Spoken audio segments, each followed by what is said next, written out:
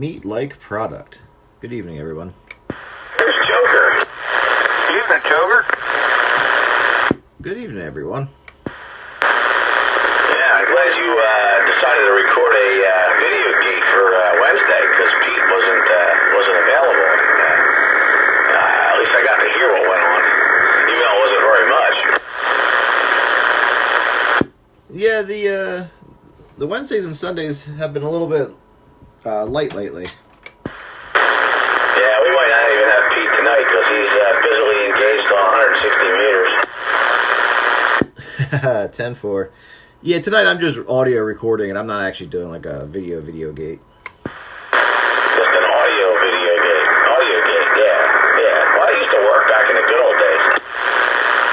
Yeah, that's what I kind of figured. At least people get to hear it. I mean, it is kind of neat to watch the meter move, but I'm sure most of the people that listen to it, most of you guys, you're just listening to it in the background. You're not actually sitting and watching the meter.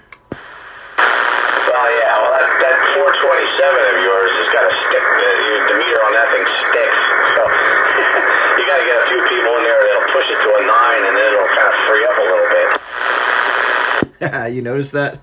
Yeah, when you first turn it on, it's like stuck at 3, and everybody's at 3. Yeah, maybe one of these days I'll throw on my other 427. I think that meter works a lot better. You have another one? Yeah, this is actually my second 427. I have another one that was my first one, and then I liked it so much I ordered a second one, and I just kind of stuck using it. Yeah, it is a nice radio. It does work well. Yeah, I definitely like it. Next week I'll be on my little, I have a little Krakow mobile that I'll be on. Ah, yes. Say hello, honey Rico. It has a round meter on it, doesn't it? No, this isn't that cool. This is probably it's a 40 channel, probably early 80s. It's a digital thing. I mean, it's a junky little. I think it's CBC 4007. I think that's the model number. Is that like a little mobile with like a tiny half-an-inch long meter? Yeah, it's a super small little. It says 40 Krakow 40 channel Citizens Band. I've got one of those. It's got a volume of squelch, 40 channels, and a tiny little half-inch long meter. Yeah, then PACB channel 9 switch on the underneath the volume and squelch. No, I don't have that. Mine must be even junkier than yours. It's funny because I've had this one for, I don't even know where I ever got it. It's been in my, boxes of stuff that I've been moving from house to house forever. But I would use this when I was setting SWRs and stuff before I got my little nanometer, because I figured if I blew it up, it doesn't matter. But it seems to have really good ears. Yeah, they work all right. It's funny, mine, I started stripping parts out of it because I turned it into a digital VFO for a radio I had back in the day, back in the 90s when we used to talk on channel 29. And I had this Trinidad, of course, which is only 23 channels, so I used the Krakow to generate the frequencies I needed to get it up on 29. And then I started looking at it, I'm going like, yeah, let me see if I can get this working again. I put an audio chip back in it and a final back in it.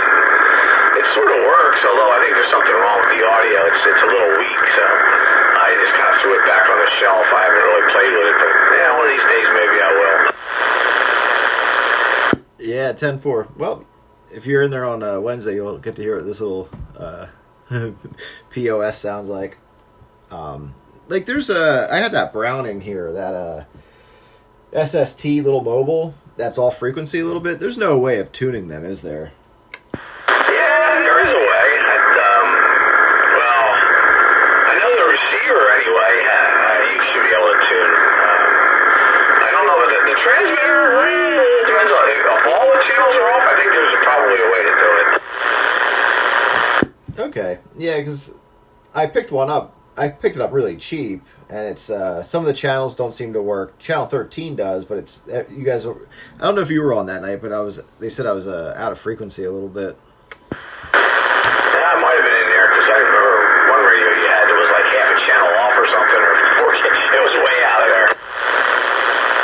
That could have been my the Metro Tech. That could have been the Mustang that time when I was fixing the trying to get a crystal that worked. Yeah,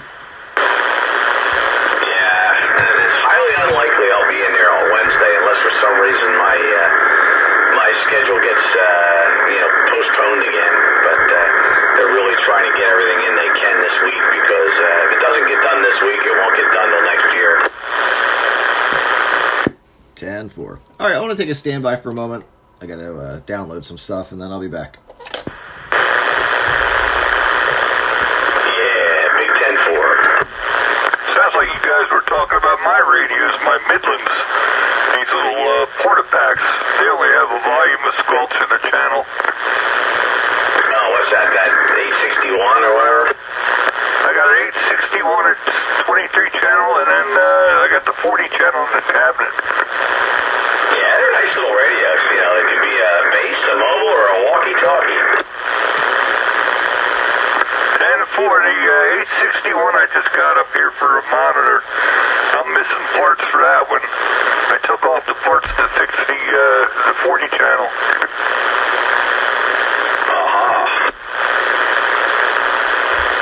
Yeah, I think I got the 861 for $10 and the other one for $7. Well, you didn't overpay. Well, I got the 40 channel looking like new now. Well, that's good. That was my first radio. I saved up the grass cutting money for that. Oh, I remember those days. I was the only guy running around the neighborhood with a twin Stingray with a CB on it.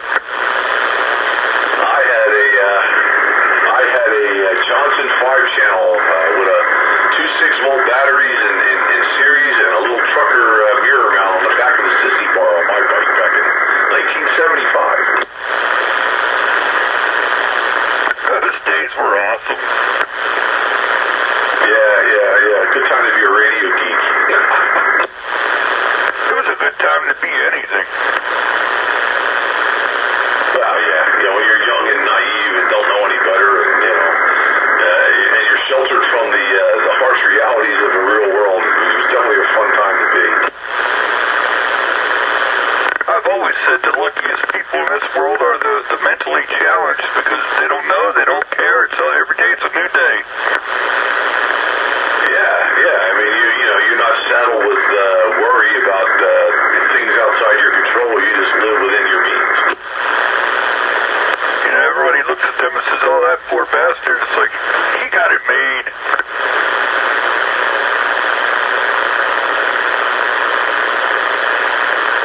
Yeah, he's got something going on. Well, this day and age maybe, but go back 300 years, those people were like, it wouldn't last very long. 300 years now. There's no technology at all there. I was in Europe. The Native Americans, they revered the mentally insane as talking to gods. Yeah, they called them seers. Yeah. I guess they must have been the only ones.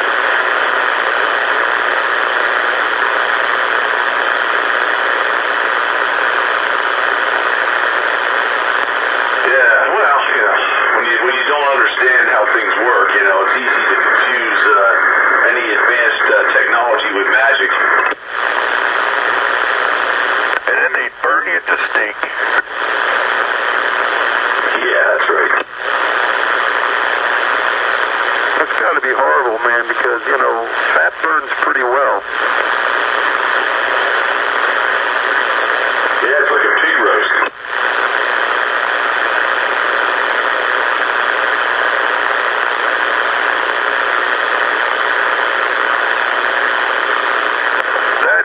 The dunking. They tied them to a chair and dumped them in the water. If they drowned, they were innocent. Yeah, right? If you didn't survive, you were innocent. But, yeah, a lot of good that's going to do you.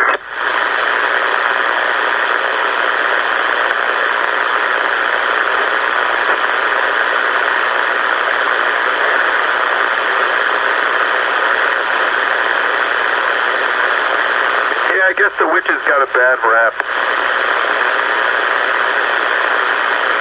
Most of them were nothing more than herbal healers. Yeah, right. They had some knowledge of certain herbal remedies that seemed to magically cure people, which of course brought all kinds of accusations that, oh, you're doing something dark. Well, throughout history, the ignorant have always ruled.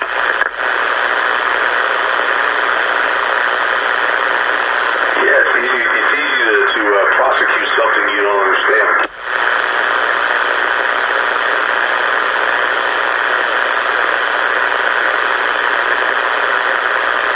I mean, all you got to do is look at Biden. He was ignorant. Well, yeah, for a whole different reason. He's losing his marbles by the day.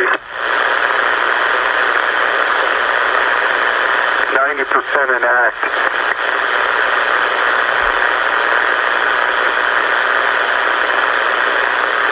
He was none too smart before he started losing his marbles. Well, he certainly wasn't very honest. I mean, the last time he tried to run for president, he had to back out because they found out he plagiarized stuff.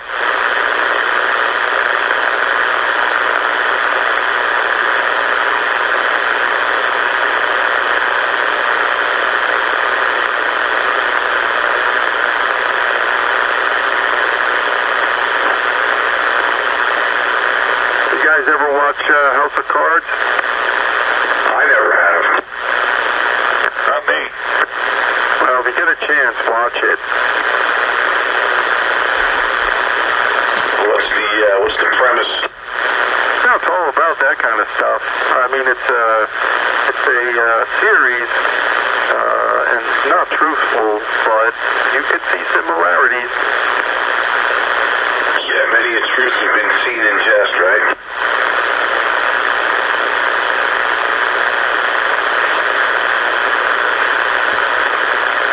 I'm a firm believer in the prior civilizations theory. What, that there was a civilization that was advanced in technology that existed way before we came about? More or less, the civilization advances to the point where it can destroy itself, and then we start over again. Yeah, that's an interesting theory because, I mean, there's a lot of artifacts that can obviously only be created by, people that had the ability to fly. So if it wasn't aliens, then it must be, native people that were, advanced enough to be able to fly. Well, it's pretty much the only thing that'll explain these global theories of cultures that had no contact, but they have the same history. Yeah. There's a lot of interesting questions. It's like, geez, hurry up and invent that time machine so we can go back and answer them. Yeah, just don't leave your watches behind. Your what? Watches. Didn't you see those devices that they found? They said, oh, look, this is an early machine. Well before they could cast or make something that small. Oh, yeah, you don't want to leave anything behind, that's for sure. Yeah, didn't they find a pendant watch in one of the ancient Chinese tombs? Something like that.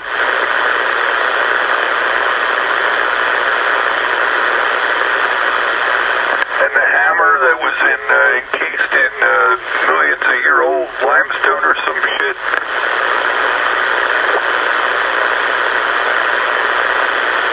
What if it was one of those government issued hammers that cost $36 or something?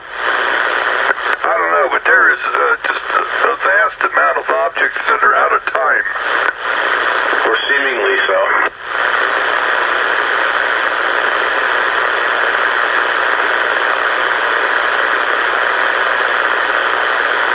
There's a machine called I don't know if I'm pronouncing it correctly, but it's Antikythera mechanism.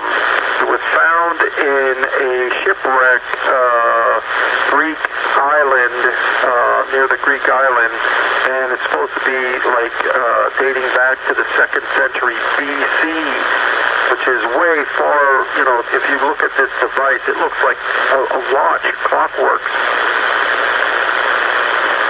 Yeah, it kind of makes you wonder.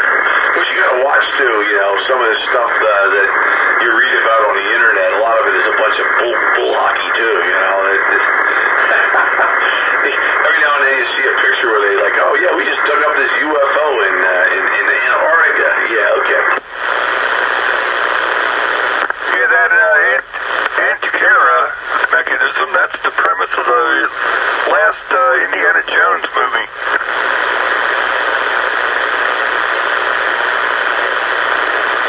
The Spear of Destiny.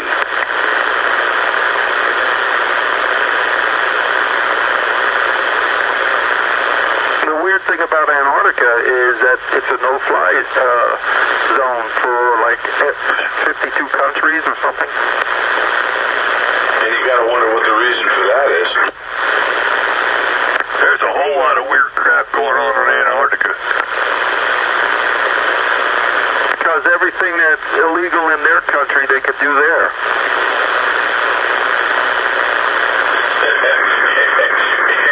It's a drug smuggler's dream.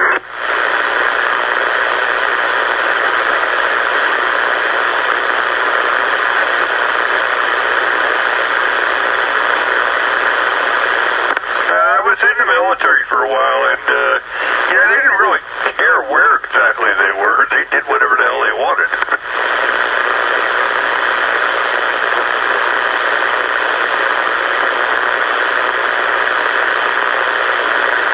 Yeah, then they hold kangaroo courts and, you know, put people in prison. Yeah, it'll hang some poor slob or something just to satisfy the courts.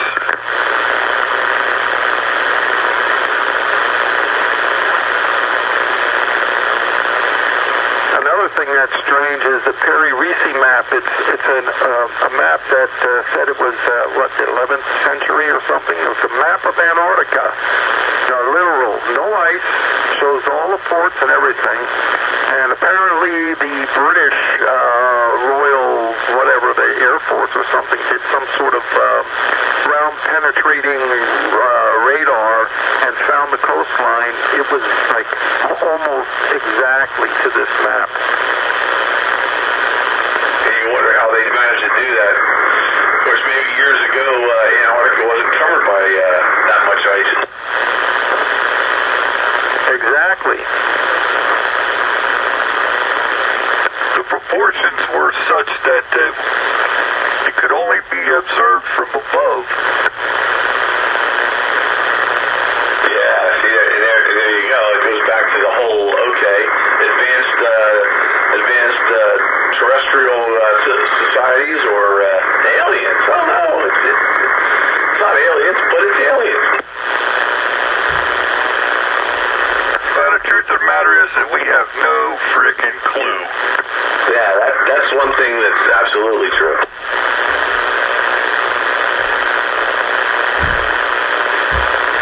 It's the whole Mad Max thing, you know, something like you said. They destroyed themselves and then everybody forgot the history and, you know, just made up their own stuff. That's a proven theory. In the South Pacific during World War II, they had a little observation base on an island, and an airplane would come in and drop supplies, and the GIs would give the natives, you know, canned goods or food, whatever. And they got so used to it that when the war ended, they were missing the plane, so they would build effigies of the plane and, you know, hold ceremonies and try to get it back. And they looked at that as a god.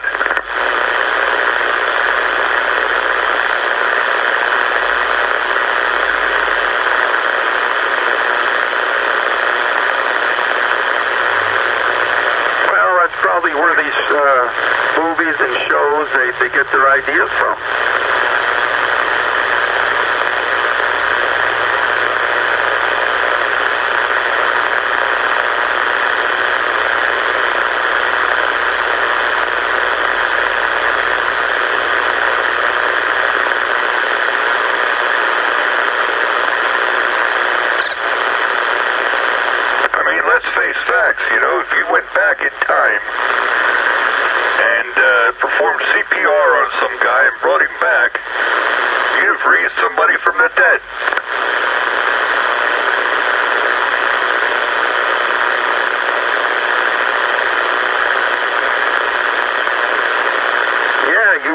life into them. I mean, that's not to say, it didn't happen, but I'm just, alternate theories.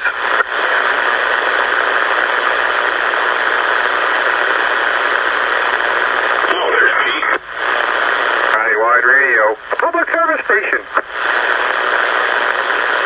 Trailer Park Wide is here, too. There's Wayne. Hiya, Wayne. Hi, Pete. Hi, Dave. Everybody else, hi. Some of these I can't hear. I think I heard Bite Buster in there, and I recognize the other voice, but I don't remember the name. That's Mr. Fix-It. Top of the evening there, Mr. Fix-It, on the Sunday night Sideband Soiree. Absolutely. Yeah, there we go. Set this back up for over here, since I couldn't really hear a heck of a lot on 160. My nose is bleeding on these high frequencies.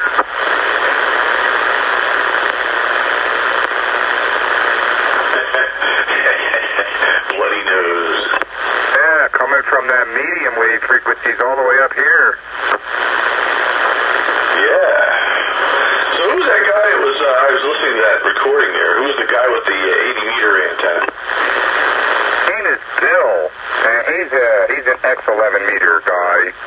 He's in near Phillipsburg, New Jersey.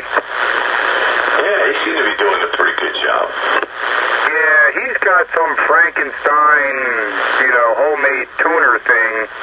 It's homemade balanced meters, an 80-meter doublet basically, and he makes it work. Well, like I always say, if it's hokey, but it works, it's not hokey. Oh, he was doing really well to me. Not as well to Dave. I didn't have the same. Well, he peaked out at that same kind of signal, but he had a lot of QSB talking to me. He'd be way up high, and then he'd fade down and be back up high again. Signal wasn't steady the whole time. Well, that's the nature of 160. Yeah, well, Dave was pretty much pinning my S meter the whole time. I'm sure he's got enough power to do that. Yeah, he's only running 500 watts. Only. That's right.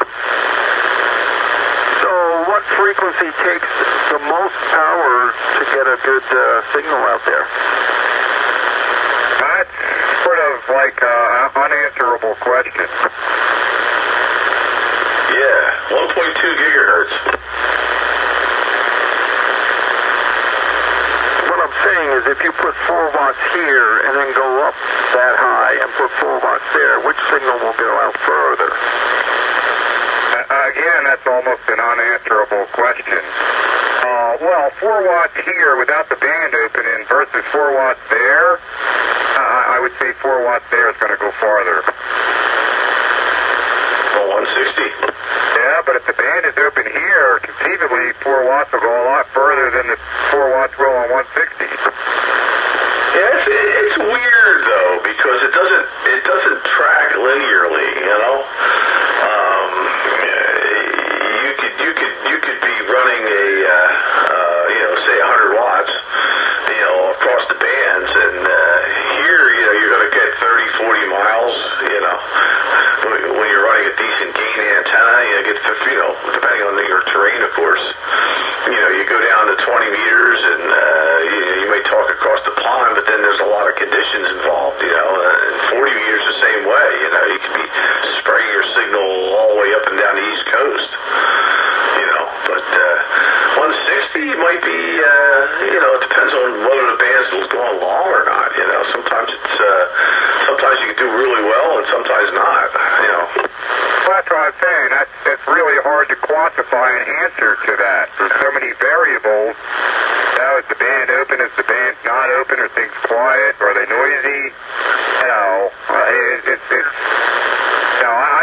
I've gone a lot farther on 100 watts on 10 meters than I'll ever go on 160 meters at 100 watts. I mean, it's apples and oranges almost. I'm looking for different results at power level on those two different bands. Now, I could be heard, for, the whole northeast corridor, at 100 watts on 160, but that's not going to happen on 10 meters. I can talk across the pond on 10 meters with 100 watts, but I'm not talking across the pond with 100 watts on 160. So, it's an apples to oranges. Yeah, a lot of it is based on conditions too. And the weird thing is I could be on 40 meters, and you're 10 miles away from me, and on this band, the further away you are, the weaker your signal is. You go on 40 meters, people, Piero gives me as much as you do, and he's 100 miles up the pike there. The people who are really close, you don't hear too well, but the people a little bit further out are stronger. I was getting away initially with 35 watts on 160 meters and, talking up into New England and down in Virginia and out to Ohio and stuff. But, now I'm running like 250 and I could do all the same thing, but I'm a whole lot stronger. I guess the bottom line is each band has its own idiosyncrasies, quirks, and interesting phenomena, which makes them unique. And each band has an appeal for that. If there's conditions in there, you can talk around the world. But if there aren't no conditions, then you're not. But the lower bands tend to work better when there are no conditions, and they still have a good ground wave going on. Whereas here, if you have no conditions, you're talking 40 miles, Yeah, 160 is more used for a regional coverage where everybody becomes a local when you're in a region. You're not really going to that band for DXing. But at 10 meters, 15 meters, 20 meters for DXing. Most part, not to say that people don't do it on 40 and 80, but not so much on 160. That's more for people 300 miles out, sound like they're right down the street. And it's all good. It's all good. Interesting. Yeah, I have fun on 160. Of course, now I got a nice transmitter. The transmitter sounds daggone good, Dave, I think, if I got to say so myself, even though my voice stinks.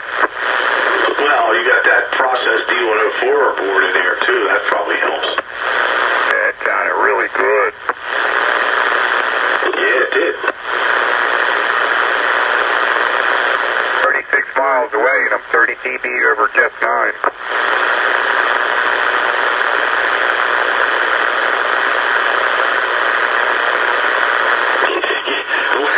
Unless you're running a 40-meter stick. Then you're like S5, and the noise level's at 4.5. Oh, but you didn't hear me. I did hear you, but I could tell. I could hear you enough to know who it was you, but that was about it. And that's really poor. You got to do something better than that for receiving it, and I'm telling you. Even if you clip me to the dog line, you're going to hear better, even if you can't transmit on it. Yeah, I know. I gotta do something, but it won't happen this year because I'm losing weather, and I don't work in the cold. I don't work so well in the cold either. All my antenna projects are kind of on hold right now, too. Yeah, I mean, I can line up my parts and stuff and get ready, but, Yeah, I think Dee's offering me parts for a Franken-tuner, and I think I'm going to take him up on that, so I got to take a drive down there and get these parts for a bulletproof legal limit Franken-tuner. yeah, I've got a tuner here that will do legal limit. It's one of those MFJ Versatuner 5s or whatever. It's got roller inductor in it and big hefty air caps. Well, my MFJ tuner is a quote-unquote legal limit tuner too, but Dave says my balance ain't going to take what I'm trying to do. Which I believe what he's telling me, but I have a hard time believing it, really, because my antenna is big enough. It's not like I'm trying to stuff 5 pounds of S into a 2-pound sack. I mean, it's not a whole lot of current, so I don't understand why he doesn't think my limit tuner Ballon will handle my antenna and my transmitter. I don't understand that at all. He's got his reasons. He does. I haven't done it. I'm still tempted to try it. But anyway, I am getting by with the external Ballon. Still using that tuner. Somehow he thinks that's better. So I don't know. I ain't quite on board. Well, it's all tricky stuff. You know how that goes. But anyway, he's got these big air variable caps and strap tap, inductor and stuff. So he says that's what I need. I can stuff as much power as I want into it. And problem with it. The thing that I don't understand is, my antenna is big enough, so it shouldn't be that much stress out of my tuner to tune into it. I don't understand. I really don't. I tried to get into about it with it, and he seemed like he was getting annoyed with me, so I just dropped it. But I don't understand why my Ballon wouldn't handle what I'm doing. I don't think it would, but I don't know. I don't know. I quit talking about it. Must have died then. What hasn't died? It hasn't. I haven't killed it. I haven't even tried to kill it. Well, if you stop talking about it, it must have died. Yeah, well, like I was going to die, so I quit talking about it. Well, I mean, see where I get, kind of hung up a little bit is this, the whole idea of going from coax to an open wire feed line. I've always been a believer in coax, and to me, ladder line, it's going to radiate or something because there's no shielding, and it becomes part of the antenna. It seems, but evidently that's not necessarily true. But I've always been a little hesitant to play in that sandbox. But it's one of those things, I guess. I've completely convinced myself, especially if you want a multi-band in antenna, that twin lead or open wire feeders is definitely the way to go. And I don't have any RF issues in the shack at 250 watts. So it does not radiate. Balanced feeder, it cancels each other out. And there's no loss. The only tricky part becomes stringing it along and not interfering with any other objects or materials and getting it where you need it to go, supporting it and all that. That's the tricky part. But I'm way convinced that my antenna has improved by eliminating the coax. Well, I got a 2-foot jumper, but that ain't enough to make a difference. I really like to have it coming off the balanced output of my tuner. I really want to, but hesitant to do it because of what Dave has scared me about. I'm better off with that tuner, the jumper, and the external Ballon, and then going from there. But I don't know. So, anyway, I over the years, from experience, that balanced feeder is the way to go on HF, especially if you want to multi-band the antenna. Yeah, a lot of people do it, so it must work.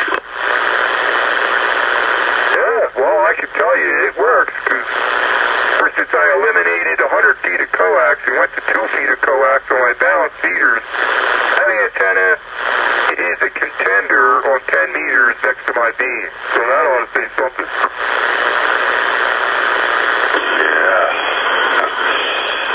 Yeah, that's weird. I hear CX stations, if not the same, only an S unit or so less. A lot of times they're the same. Now, the wire antenna's got the height advantage. Lower antenna's got the gain. But if I didn't have that beam, I would absolutely be able to make contact with 10 meters with something with a respectable signal output. It is close. Well, there you go. And there is 0 dB loss in my feed line from here to the antenna on 10 meters. I can't believe that there's 0 dB loss. There's got to be some loss.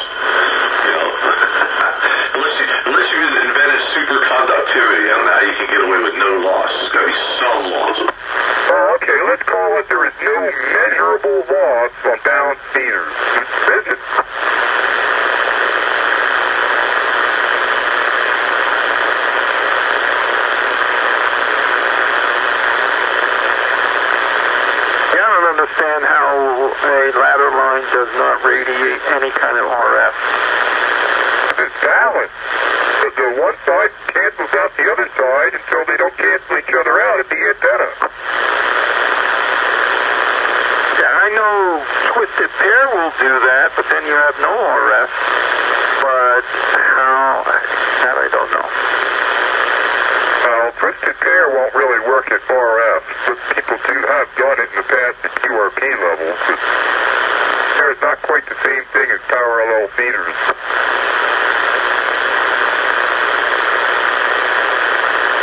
Yeah, twisted pair cancels out, cancels each other out. And you don't want the RF to be going through that. But, yeah, I don't get the parallel what happens when that swirls around or twists up? That ribbon has to flip over itself or something. Oh, you can twist it around. It can twist. You can't loop it around, but you can twist it around. It doesn't have to go back the whole way. Mine twists. In fact, they recommend that you do twist it outside so it feels with wind better. It's not floating in the wind. That and not twisted, wind will carry it around. If it's twisted, it doesn't become aerodynamic and the wind goes by it. It doesn't move it. Not as much. So as long as you keep that exact distance away from each other, then it doesn't cancel each other out, or it does? Oh, they do cancel each other out. As long as they're parallel, along the feed line, the one side cancels out the other side until it makes it to the antenna, and then it's not parallel no more, and it radiates. The thing is, though, balanced feed line, ladder line, seems to be a strictly HF only phenomena or practice. Because here's the $64,000 question. If there was actually zero loss in ladder line, why the hell aren't they running it at VH or UHF frequencies? It's funny you should bring that up, Grasshopper, because I have read articles where people have tested on VHF, UHF, and SHF, and the problem becomes in the transition. They've used it, and it's zero loss. But then the transformers, to get back to 50 ohms, those frequencies, loss is introduced. Although not as much loss in a really, really long run, unless you got, hardline or something like that. There are people that have used it, and I've read about it, to advantage those frequencies using transformation. Well, see, that's the whole thing. I mean, it's just like a balun. Your balun that you have, they go from 50 ohm coax to your 450 ohm ladder line. The same thing with, you can do the same thing on UHF. But so, for whatever reason, I guess they can't make baluns that are less lossy. Because you would have a loss at HF too. If that was the case, it was just a transformation loss. I'm going back on years ago that I read about this, but there were people that have done it, and the loss is not great. Might be like a half a dB or HN, so a total of a dB in transformation. There's no signal loss along the parallel feed. And people have used it in VHF, UHF, SHF as a feeder on a long run because they didn't have any low-loss feed line coax. Used balanced feeders and transformation, and it was to advantage over any coax that you get a hold of. So they have done it. It must not be convenient because you gotta keep it away from stuff. I think there's probably some other factor in this higher frequency wavelengths too small. However, the zero or the low loss, I'm not going to call it zero because I know you'll nitpick that. The low loss capabilities of it still hold true. Yeah, it's just interesting, why they don't do it for commercial stuff. Why they would rather just invest in hardline. Although, if you're going to put an antenna for a repeater or something on a tower, you don't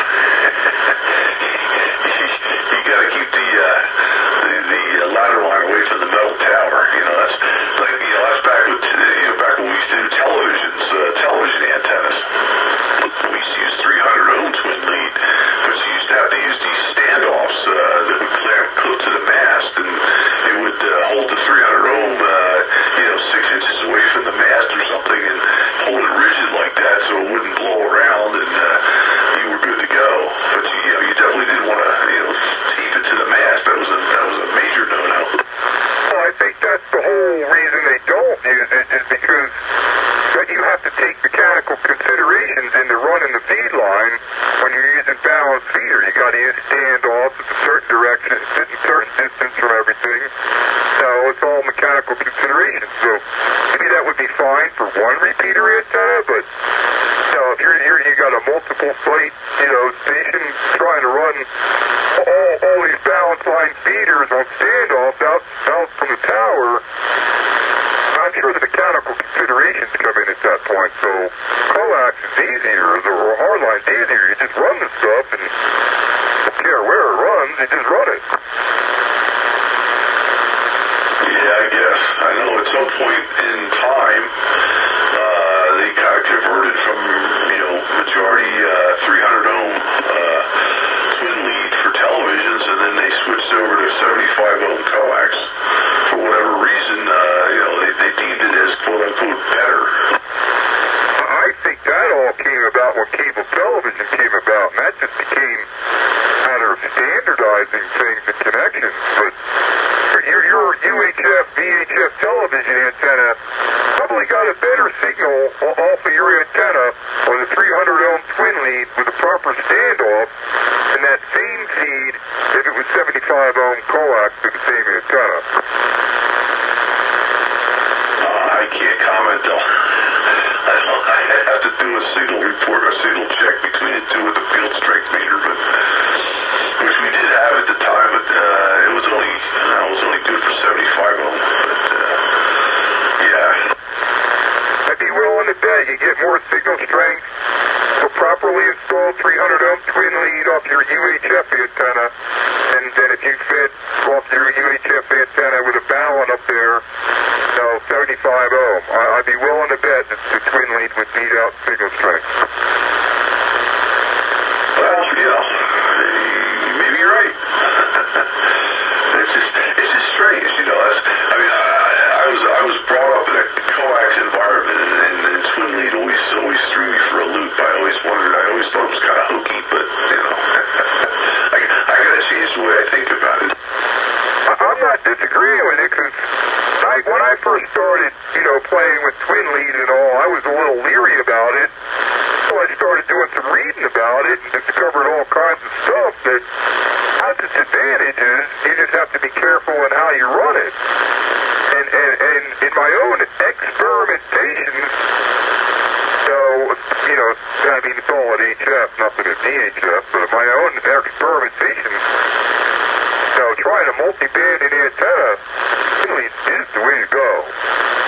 Really does not care about high SWR. Does not give a rat's rear end on high SWR, no losses introduced. Try to do a high SWR mismatch in coax, and not only do you have the normal loss of the coax, but you got introduced new losses because of the mismatch. Yeah, it's called standing waves. Yeah, the twin lead doesn't care. No standing waves in the twin lead? There is, but it doesn't care. That is interesting. Doesn't care about mismatch. There's no losses, additional losses added in the twin lead because of a mismatch. Coax, there's additional losses. So even with a perfect match in 100 feet at this frequency, let's say it's 3 dB, right? And then you go to another frequency and the match goes haywire, but you got to bring it in with your tuner. Now you not only got that 3 dB normal loss, but you got added losses because of the mismatch. Twin lead doesn't care. That's bizarre. I'm just telling you from what I understand from extensive reading and discussions with people about twin lead. Put a multi-band and HF antenna, and you don't want feed line loss, you use twin lead. If you don't care about your signal loss, go ahead and use your coax. The antenna is going to be resonant in certain places, and regardless of what's feeding it, the antenna resonance isn't going to change. Yeah, but if you try to feed that antenna, like I got a 160 meter antenna, it's resonant in all kinds of weird places, right? It's not even really resonant on the frequency that I use. If I fed that same antenna with coax, it would work fine on 160 and probably okay on 80. Start going into those other bands, it's going to be hard in the tune. 10 meters, it's going to have a lot more dB signal loss from the antenna to the radio. And the twin lead, don't care. I guess I gotta figure out why it doesn't care. It's you're feeding a signal. The antenna's resident here. It's weird. Because coax doesn't like high impedance mismatch. Signal loss is introduced because of that. The twin lead doesn't care about high impedance. Doesn't care. Well, the twin lead's already got a high impedance. It's either 450 ohms or 600 ohms or. I don't know how else to get my point across. I don't know technical. I just know that I've read it. All these different articles that I've read about it. Does not care about mismatch. Coax does care about mismatch. Yeah, well, it's because it's unbalanced, I guess. Yeah, and that's really as simple as I can make it. Coax cares about mismatch. Elite does not care about it at all. Doesn't care. Yeah. You just have to be careful how you run it. You gotta run it perpendicular to your dipole. Well, yeah, you pretty much gotta do that with coax too. Yeah, but because it's shielded, it doesn't seem to affect it as much. Yeah, it's still best to go perpendicular. You don't want to go along one of the elements to bring it out. Unless it's a coaxial dipole. Yeah, well, I got to be careful the way I brought it into the house, and then I got it suspended from the ceiling. It drapes along, but I had a clear of everything. But, my coax, I just run through wherever and lay it on the ground. It goes by whatever. I don't care. Balance feeder, I got to take a little more care about keeping it away from stuff. Yeah, well, I think they're putting everybody else to sleep by now. Yeah, I could put a half a dozen coax runs all next to each other. You ain't doing that with twin lead and having any luck.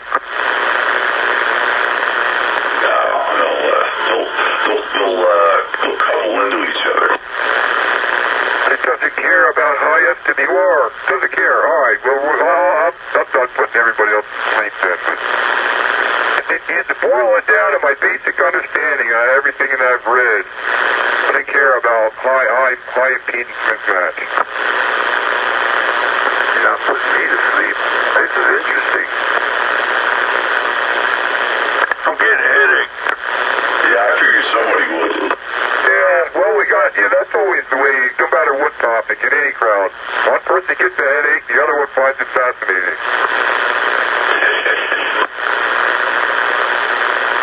I have twin lead or ladder line on my inverted V. Works fine.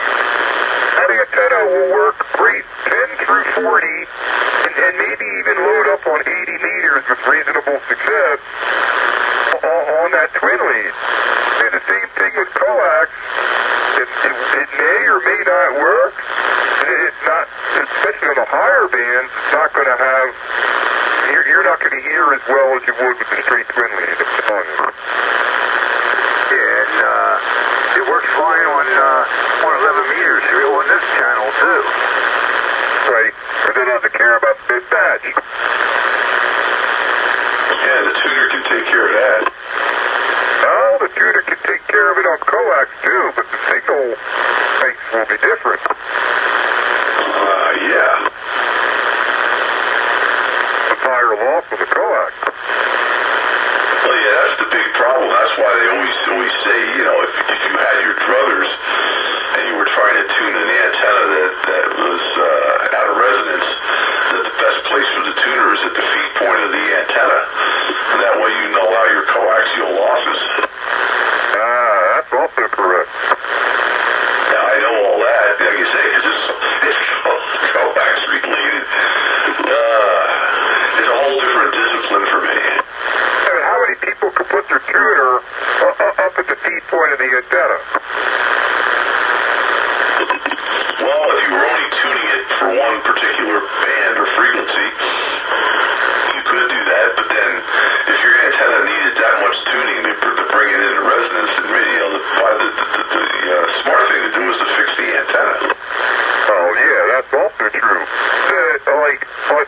users who want to operate all HF and try and get away with one antenna, telling you twin lead is the answer. Yeah, that eliminates a lot of potential problems.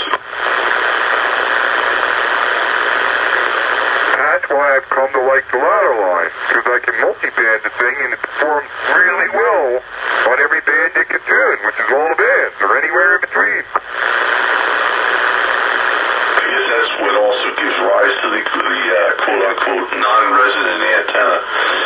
You feed it with twin lead and it don't care where it's at. It's not resident anywhere. Yeah, it doesn't care. I mean, mine is resident in places. I don't really care where those resident points are, because I know it's long enough to go where I want to, and it'll tune everywhere else. And so, the exactness of residence really becomes not important. Yeah, that's a yo. As we continue to put half the audience to sleep, or give them headaches.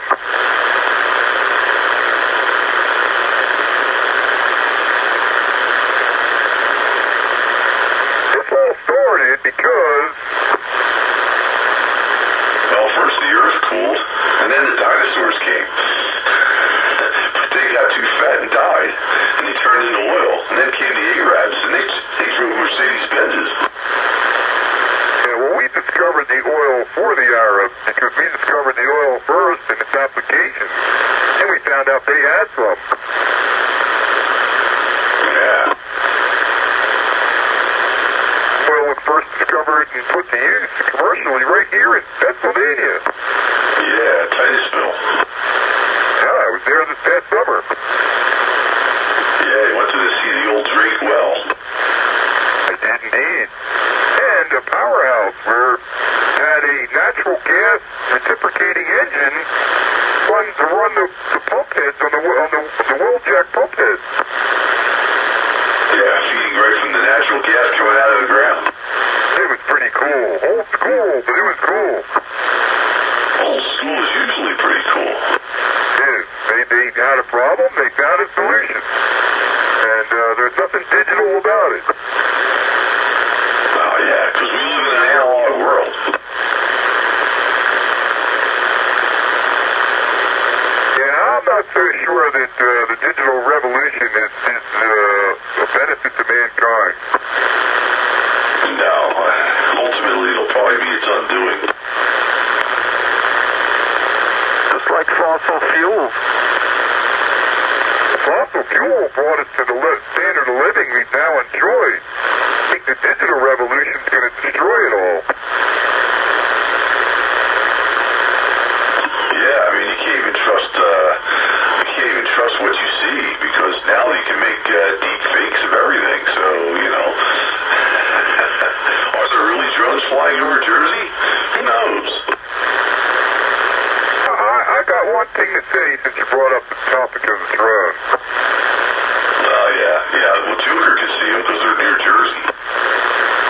I really find it hard to believe that they're flying around for nefarious purposes while they're running navigation lights. I was a bad actor flying drones around. I don't think I would turn on my navigation lights. Yeah, I sort of pondered that one myself. I'm thinking, well, they're not going through any effort to make themselves hard to see. You know, I mean, why would you announce your presence? But still, in all, I mean, the question's still open. What's going on? You know, are these? Is this Trump? Is he trying to hunt down the illegal aliens with drones? I mean, is it gonna be? Is it Amazon testing out a delivery method? But I mean, if it's a legitimate business or something, I would think they would put out an announcement. Yeah, those drones are ours. You know, we're testing and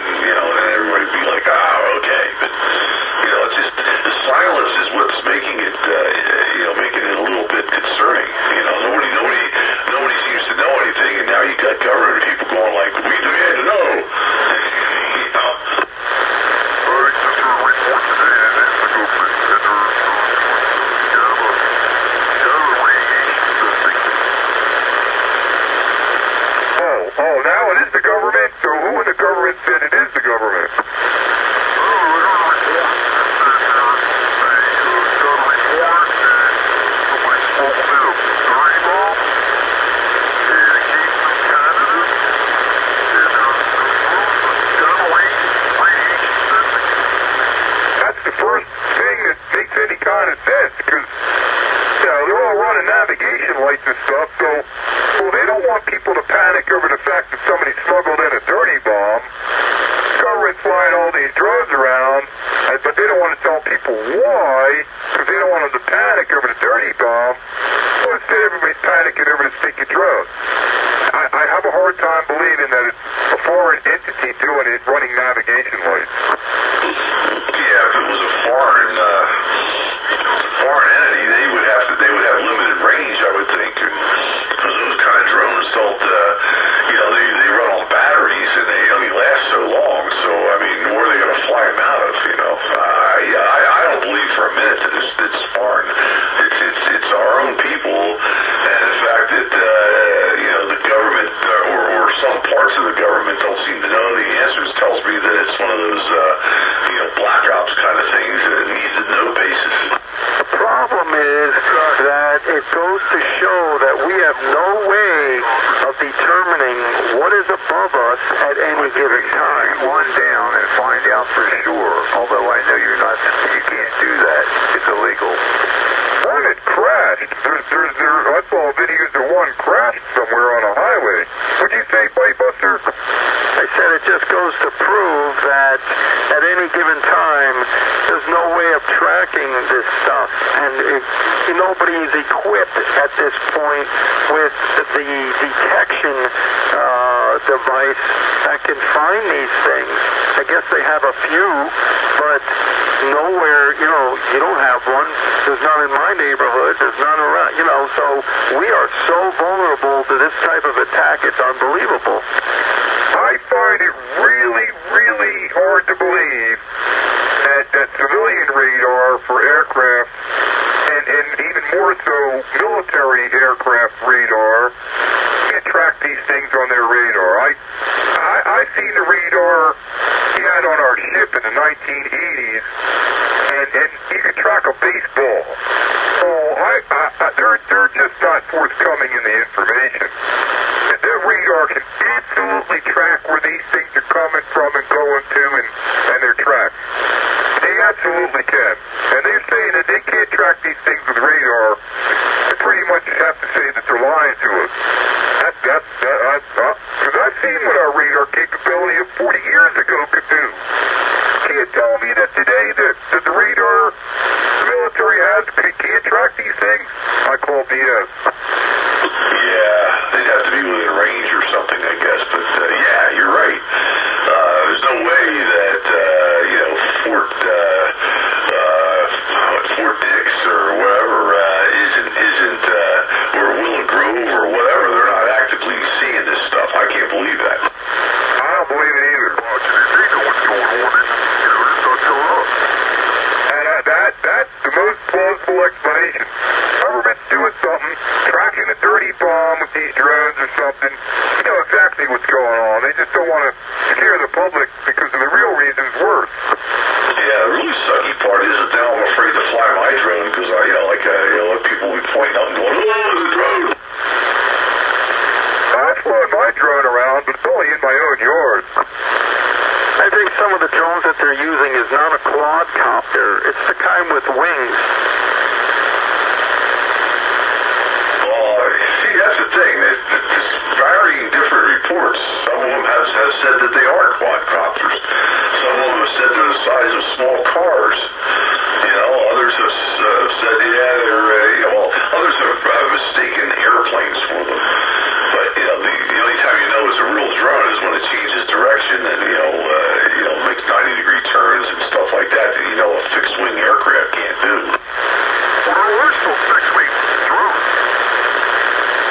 Yeah, there are. The military uses them to bomb people and stuff. Really? I think they use them for surveillance, too. Well, they certainly can. They're equipped with all kinds of imaging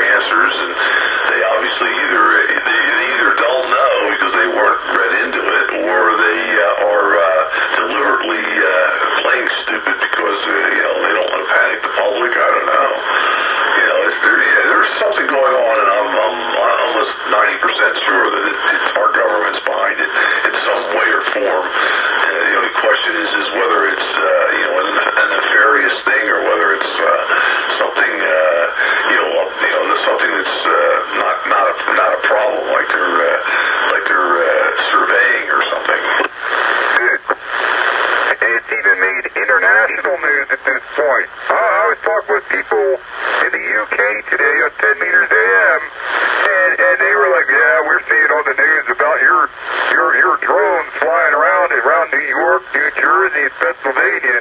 Like, it's making the news over here. What's going on? Yeah, well, it's interesting. It's interesting that it seems to be centered over New Jersey. I would think if there was like a dirty bomb or something like that the target would be New York City. And I would think they would be concentrating in that area. But it seems more along the Jersey Shore and in inland Jersey and stuff. So I don't know. There's something, unless they're, my thought was, they're spraying the next pandemic. They're spraying all kinds of viruses or something in the air. They're flying around critical infrastructure and military sites because they think that this freaking bomb blows up, it's going to take out something serious. Yeah, today I heard that there were sightings over York and Harrisburg. Well, that's the thing. People are now so hypersensitive about it. Anytime they see an airplane, they go, oh, it's a drone. Or if somebody's flying their hobby drones, taking pictures or whatever. Oh, there's drones. But, yeah, okay, so what? Yeah, but there's been reports in this area, and it's not like one drone. I've seen videos where it's a half a dozen drones all flying around together. Now, what are they like the Sunday drone club? We're going to take our drones out and we'll all go fly together? Yeah, not happening. So, these reports, they're not reporting one drone, they're reporting multiple drones all in the same area. Yeah, man drones. I heard something about the goose flying in like 50 or 60 of them coming over the ocean onto the shore. Well, the other thing, too, is how people get, they think,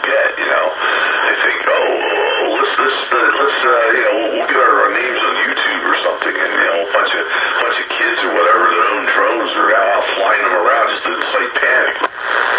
Oh, just like the 1938 War of the World. Yeah. War of the World, 1938. We all thought we were getting invaded by aliens. From Mars, man. Yeah, H.G. Wells. No, they're doing a flash mob. They're just doing it with drones. Yeah, it's a flash drone mob, maybe there was a half a dozen drones doing something funny. Now everybody's being copycats. Man, there is some shitty water coming down. Ice storms. What do we got tonight? I'll have to look at the radar and see what it's doing out there. Oh, I'm out here. I can tell you what it's doing. It's going to, the water, the temperature's drop, right? I think it's one of those stories where they want everyone to look that way, but in the meantime, you don't know what's going on over here. Yeah, watch this and don't pay attention to what's really going on. My other forecaster on my phone is saying it's snowing here in Schweightsville right now. So I got to go out and verify that, but they're calling for rain overnight. Rain all night and down with the low. Low is 37 degrees, so 34 degrees right now, but it's actually going to go up in the morning. 34 degrees now. Is it snowing? I can't tell for real if it is. 3% chance of rain, 38 degrees at 7 a.m., so I'm not worried about freezing. Yeah, if I zoom in on the radar right now, my neighborhood is right at the rain and snow line. To the east of me slightly is snow, and to the west slightly is rain. So I don't know. And supposedly it's 35 degrees out. Now I look outside and it looks like it's wet outside, so yeah, it might be doing something, but it isn't really accumulating. It's just making things wet. We have a coating down here. It's raining. It's not snowing. You don't see snow, Wayne? So if you don't see it, I won't see it. No, all I see is rain coming down. It's wet. The rain's coming down, but there's no snow. Yeah, where you are, it's fully in the rain.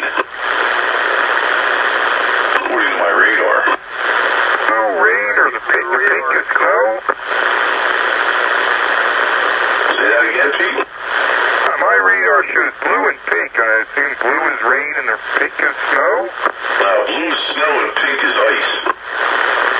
Oh, well, I got blue and pink all over the place. From Hinsdale up downtown, down south to the state line, out west. That's just what it's supposed to. If Wayne says it's raining, he's close enough to me that I believe it's raining. Yeah, well, this stuff's coming up from the south, and it's all green and yellows, and that's all rain. Right over here, I just looked at my front door. All I see is rain right now. All I saw was you're saying the temperature's not going to go down without the freeze. 123 out there? Yeah, I'm over here at the Giant, Limerick. Oh, yeah, you just doubled with Wade, but I hear you. Giant and Limerick, man, you're in my backyard. Yep. Front yard, too.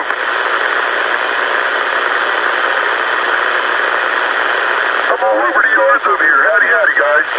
Yeah, you're kind of like my dog poop. You're all over the place. I'm looking at my security cameras up the mountains, and it is snowing up there. I got a coating on my front porch.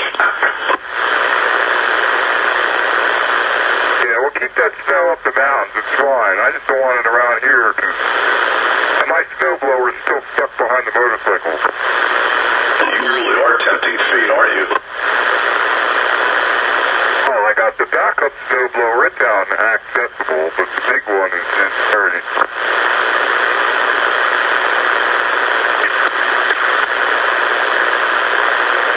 I heard Wayne out there. What's up, Wayne? Hey, Paul. I hear you. Not much. I'm just out looking to see what kind of precipitation's coming down, Roger. Yeah, 10-4. I heard you giving a weather report there. Out your front door?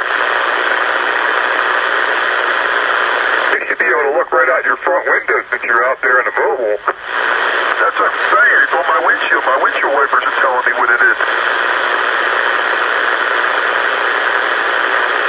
But I didn't get a chance to look at my phone to see what temperature was going to be in the morning. That's what I'm saying. When's it going to start freezing? Actually, according to my temperature forecast, colder now than it's going to be at 7 a.m.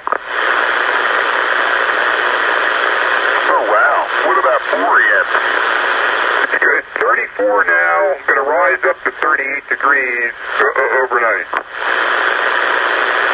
Okay, I'll take that.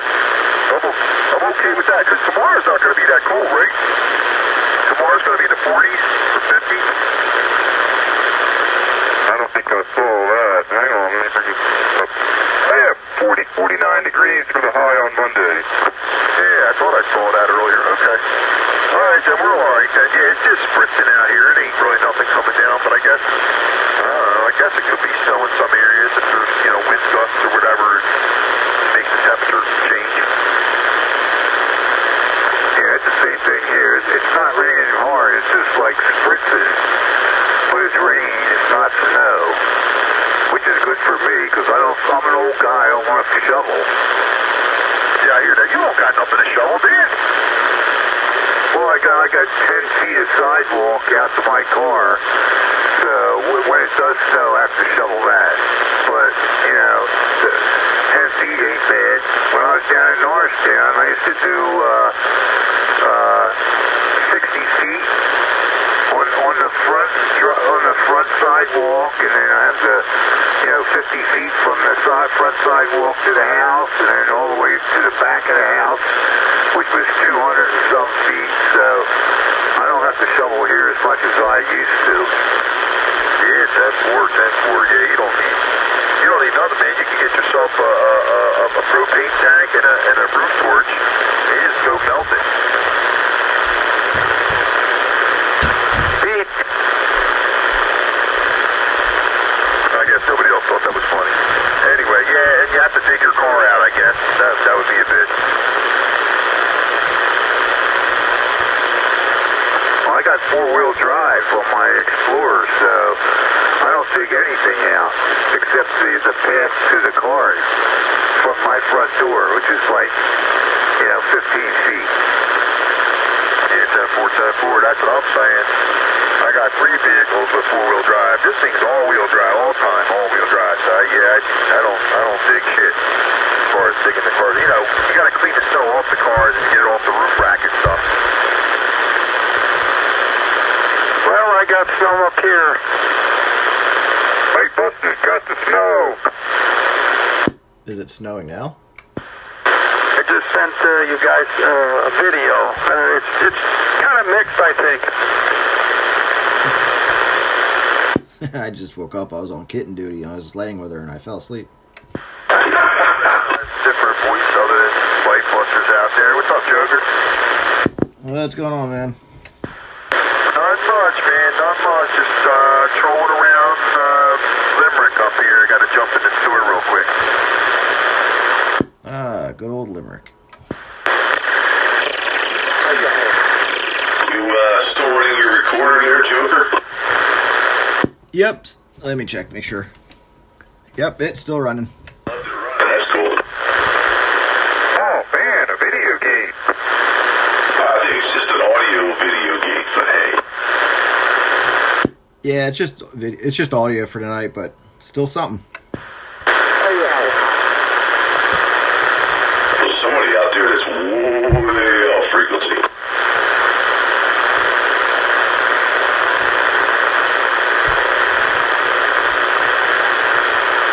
They can't be very far off frequency on single sideband. You can get away with a couple kilohertz on AM, but you ain't getting away with it on sideband.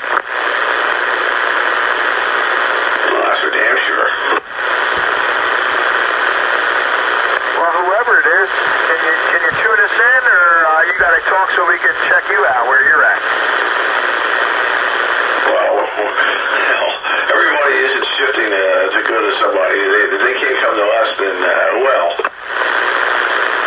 That's kind of how it goes there. Yeah, you got to come to us. We can't all go to you. We're pretty close to dead nuts on frequency, give or take a couple of hertz here and there. So, you know, you gotta get closer.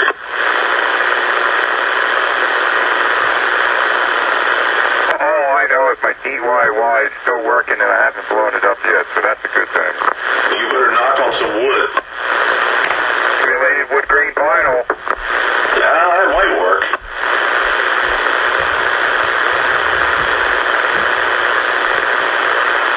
Yeah, well, I got away with it on 80 meters too, so it worked there. Simulated wood grain vinyl. Sounds like a band name. That was my 80s punk rock band. Simulated wood grain vinyl. Yep, it sounds like one. Yeah, man, you gotta give us a little sample. I don't think y'all want me singing. Yeah, solo. Solo that we can't hear you. Dude, no acapella.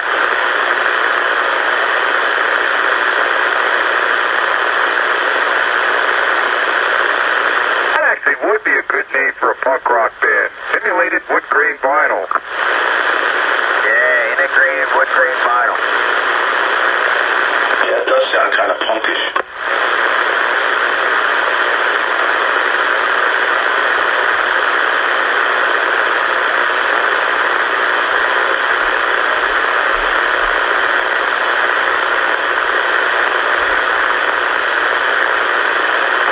What's the lead singer's name? Scuzzy Nuts?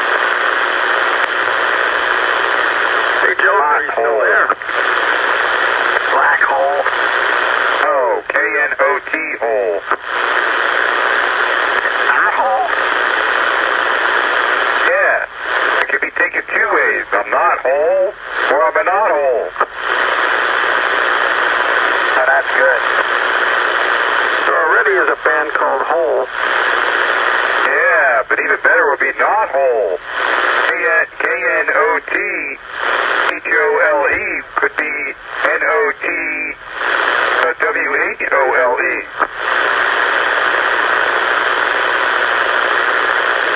So if you have the simulated wood grain vinyl, all your songs could be wood related. Well, that opens up a whole box, whole range of stuff, doesn't it? Hey, Fight Buster, you're making a good trip down here to my mobile. Oh, I got a copy on you. Yeah, man, I think this is the best copy I've had on you yet. I'm over here in Limerick, right off of Ridge Pike at the Giant. I don't know what kind of elevation is there. or so. I'll check it. Check that. Hold on. I'm willing to bet between 200 and 250 over there.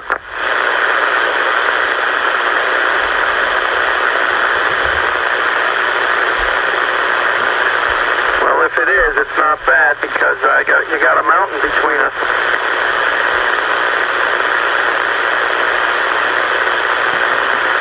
A lower one, but even so. Well, that mountain, it must be hitting that mountain and bouncing up and coming right down on me.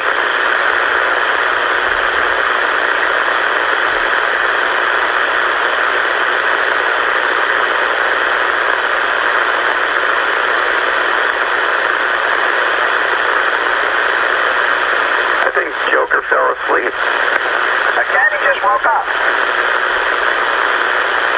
He's back tending the cat. I don't know, I think he's medicated. Whoa, you gotta check this out. All right, what do we got now? 250, 260? Please give me something else. 220, 221, whatever it takes. All right, I hear you. Anybody else? What do you think there, Renegade? For me, I didn't hear the question.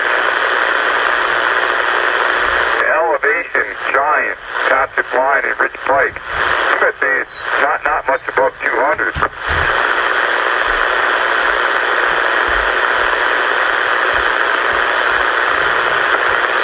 I can hear Pipebuster in here, but I'm only getting about 20% of what he says. That's irrelevant because it was 123 that asked the question. Yeah, I was saying I hear Pipebuster really good, and he asked me what the elevation was here. I didn't know, so I went to look it up, and I got what was it? It said 250, 260. I'm hearing 123 just fine. All right, so what's your guess? What's the elevation over here in the parking lot? Elevation at Giant parking lot.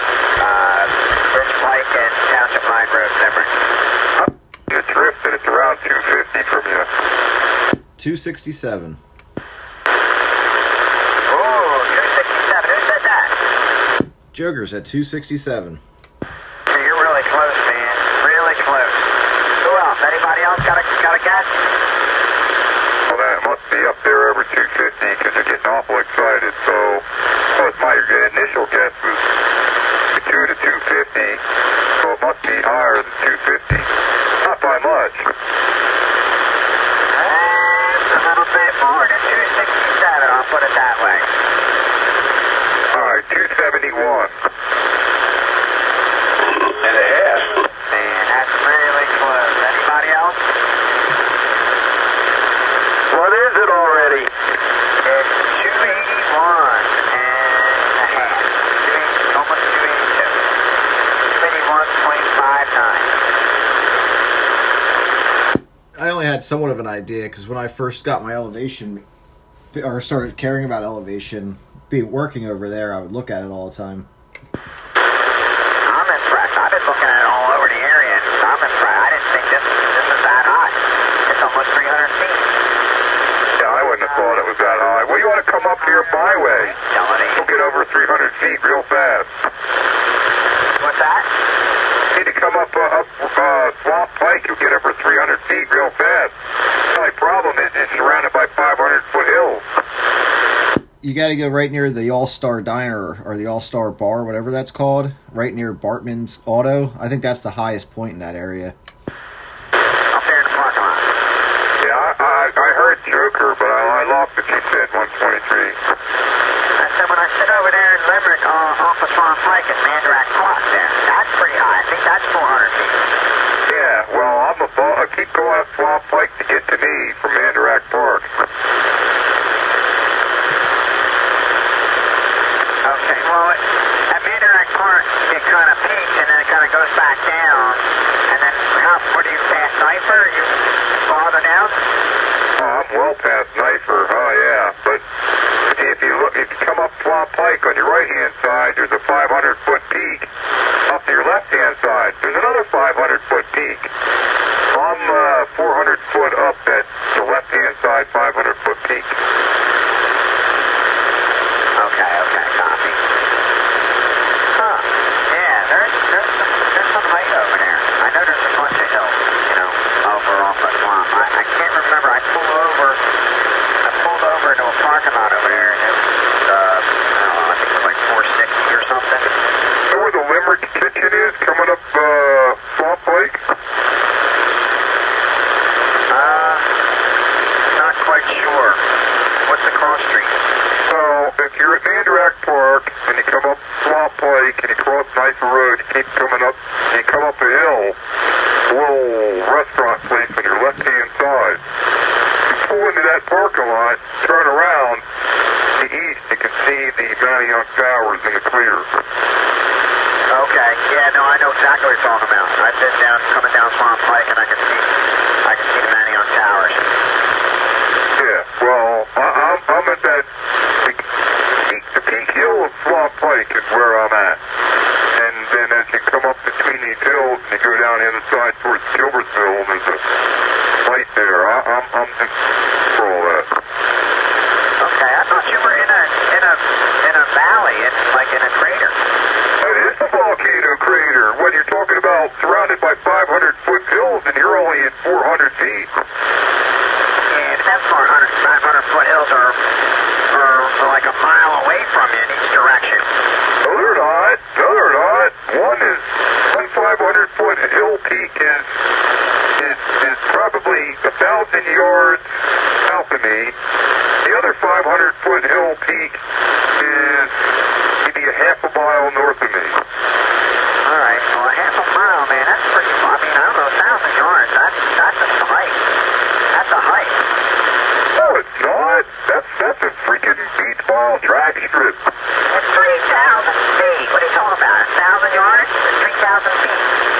That's more than an eighth mile. Oh, maybe I mean 1,000 feet, not 1,000 yards.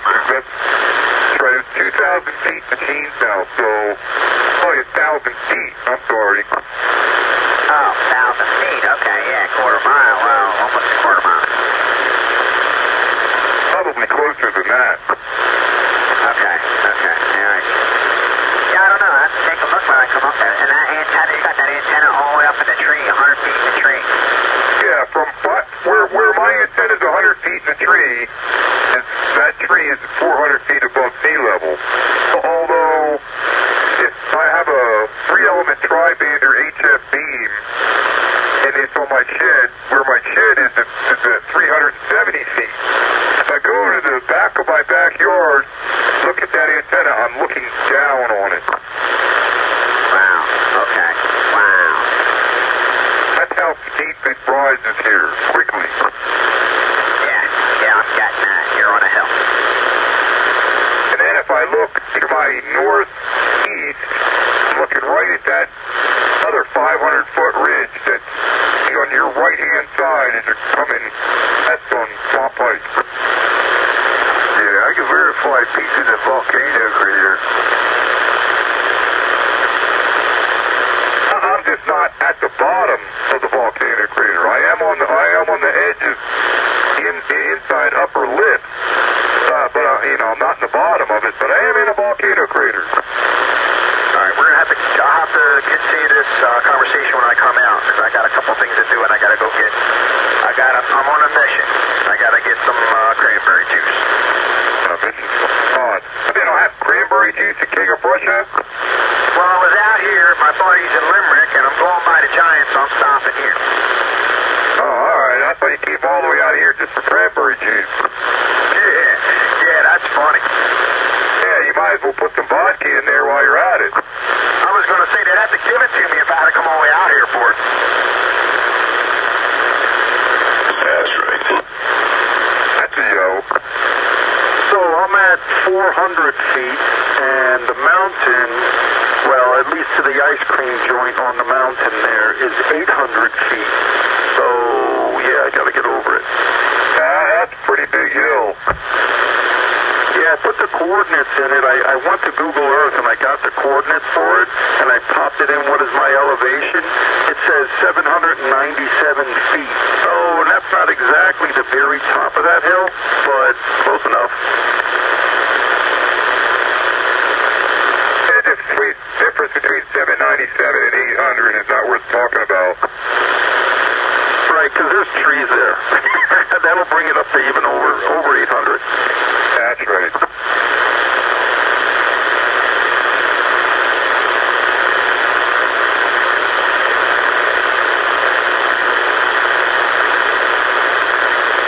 That is a pretty cool hill, though, when you're coming up 100 and you're going north and you break off into 29 or going 100, whatever.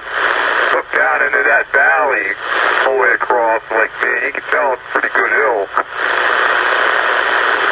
Yeah, I'll tell you what, if I had this exact rig on the top of that hill, oh man, nobody would have problems hearing me.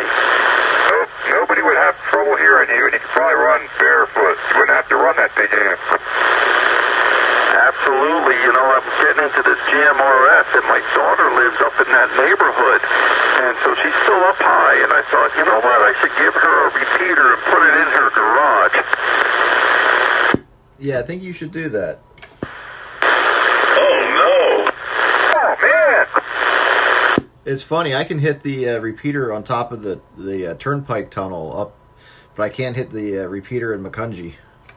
That's because it's like below the mountain, not, you know, right on the mountain. Yeah, but elevation on UHF matters a lot. I think it's right across the street from the cemetery.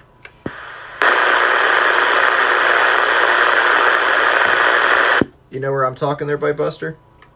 No. So, you know where the Macungie Park is? As you're going up the hill towards where the ice cream stand, I think it's on the right-hand side. Oh, you're saying it's on your side of it? No, negative. It's on your side. So, like, from me coming from my house, I go up, make a left, go past the ice cream stand. As I'm going down the hill, there's a graveyard on the right-hand side. I think it's almost right across the street. There's a guy with a bunch of antennas out back. Okay, well, when you're at the top near the ice cream stand, there's two ways you can go. Left, and it kind of gives you into like a chicane or whatever you want to call that turn. And if you go the other way, it's just straight down into Emmaus. Right. Yeah. This is going into going down into Macungie towards the Macungie Park, not towards the Trivet. So down towards the park. Yeah, that's still pretty close to that mountain, so he has trouble getting up over it.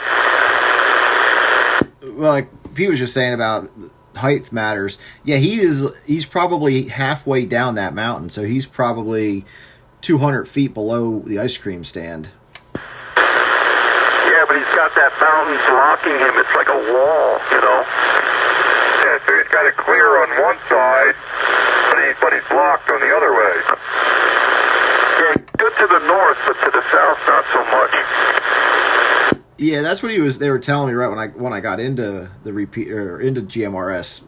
I was confused because I could never get into the Macungie repeater, but I could always get into Blue Mountain repeater.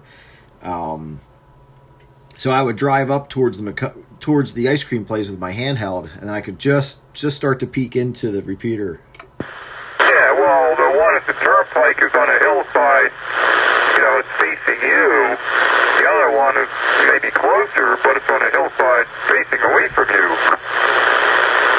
Yeah, that Blue Mountain repeater, that sucker's up there. That's on top. As you're going into the turnpike tunnel, it's on the very tip top. Yeah, you could almost talk to Scranton with that sucker. Yeah, that's a great repeater up there. You know, I thought, if I would put one there at my daughter's place and I could tie it into that repeater, man, you guys would be able to talk way up. I think we got to take, we got a 6-meter and a 220 repeaters. And you put a GMRS repeater, we're going to use your daughter's place as a repeater site.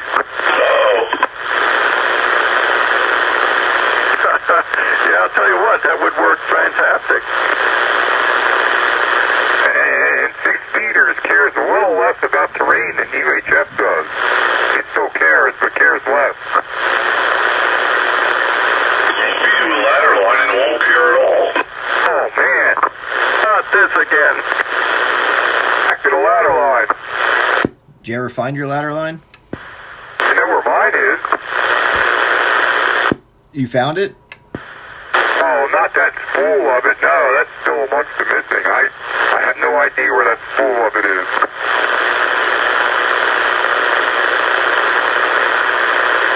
Really pretty annoying, too. Probably like 200 feet worth of it on a spool, and it's lost. I don't, how I cannot spot that out if it's here. And then I didn't throw it away, so I'm certainly not going to accuse the wife of throwing it away. Even if she did, I'm not accusing her. It's probably got like a towel or something over it holding something up that you look at every day and don't even think about.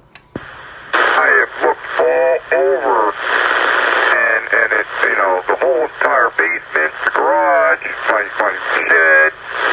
I can't turn it up. I don't know what happened to it. Yeah, it's hiding in plain sight, probably. I have the same problem. Yeah, but even so, I mean, I really went on three searches a couple of times. Ridiculous searches.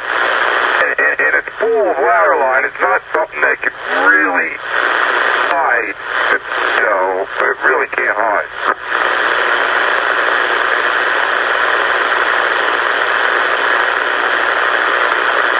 Now we're talking something that's 2-foot diameter spool that switches wide.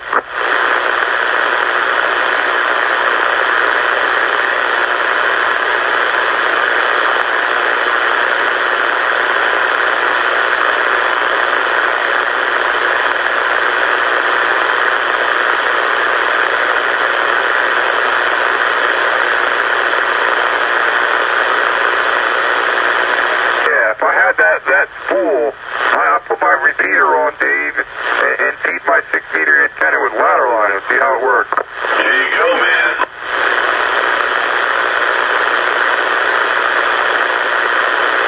Yeah, get rid of your descents, man. Ladder line is the answer to all our problems. I would be running split antennas, one up the hill, up in a tree, and one down the hill, up in a tree. Split them out. There you go. Without separation, you probably wouldn't need much more out of your duplexers. Yeah, only a little bit, because, I mean, I was able to get away with 2 different transmitters without too much trouble here on 11 meters. 2 different transmitters. Yeah, the high gain, good grief, I forget his handle. That's good. All right, but Kansas and Canada, they're on one transmitter, and I was on another transmitter, and we're all on the same frequency. Yeah, but that's a whole different thing. You're not operating in duplex mode when you don't want to desense your receiver. Oh, I know. But I've been up with 10 meters while they were transmitting on 11 meters, and they didn't bother me. I've done that here. I've got the ICOM on, up on 10, and I don't, running my usual stuff here with all the power on. It doesn't seem to bother the ICOM. Yeah, so we can call that a 1 meg split. Now, if I separate out enough distance in a half a meg split, I wouldn't need much in band pass, band reject filters. No, if you can separate the antennas by a significant amount of feet. Well, I could get probably around 200 feet separation, maybe 3. Yeah, so every little bit of separation you get is that much less you got to notch out. All that inverse square. That's right. Power drops by 6 dB every time you double the distance.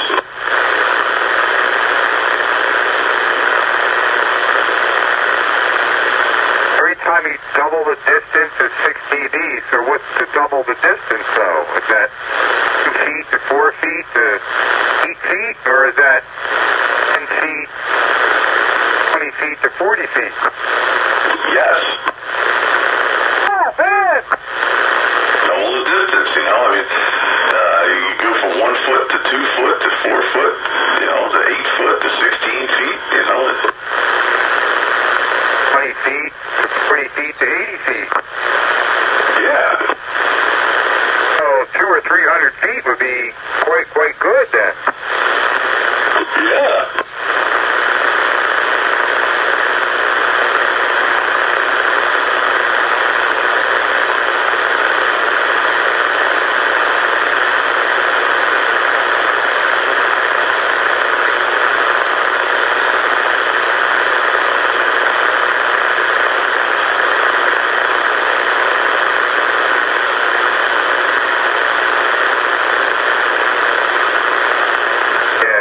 DIY kicks butt.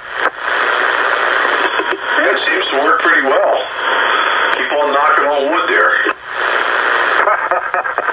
I just had to do that. But it does.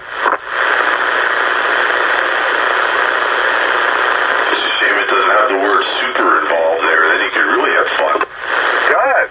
It's DIY Super Senior. Oh, there you go. It does have that, doesn't it? Right. It's a Super Senior. There you go.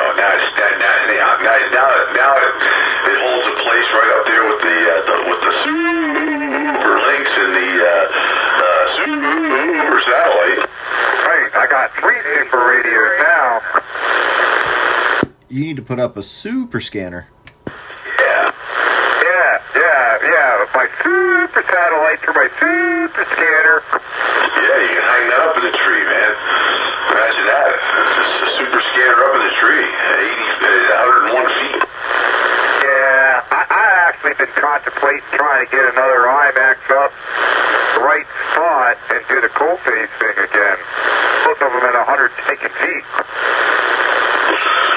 Do you have another tree suitable? Oh, yeah. Ooh. I don't know if I got enough feed line to pull it off, though. I'll have to see. Now, just use ladder line.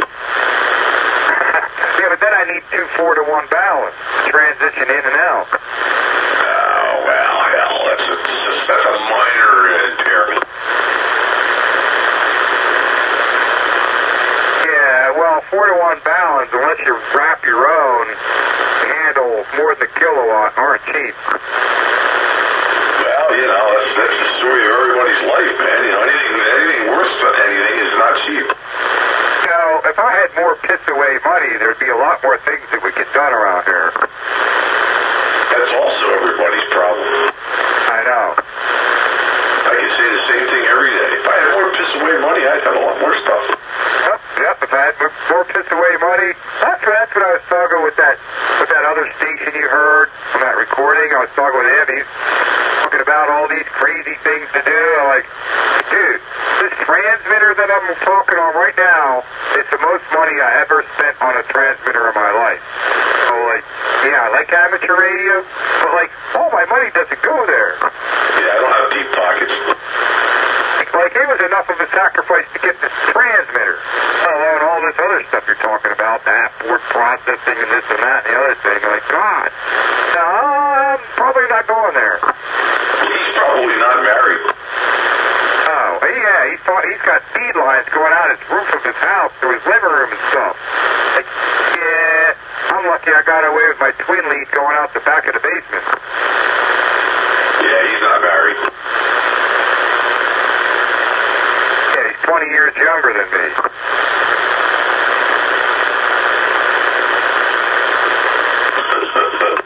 Now, the house at Bridgeport, that was different. I was single then. I could do whatever I wanted. Yeah, see the difference?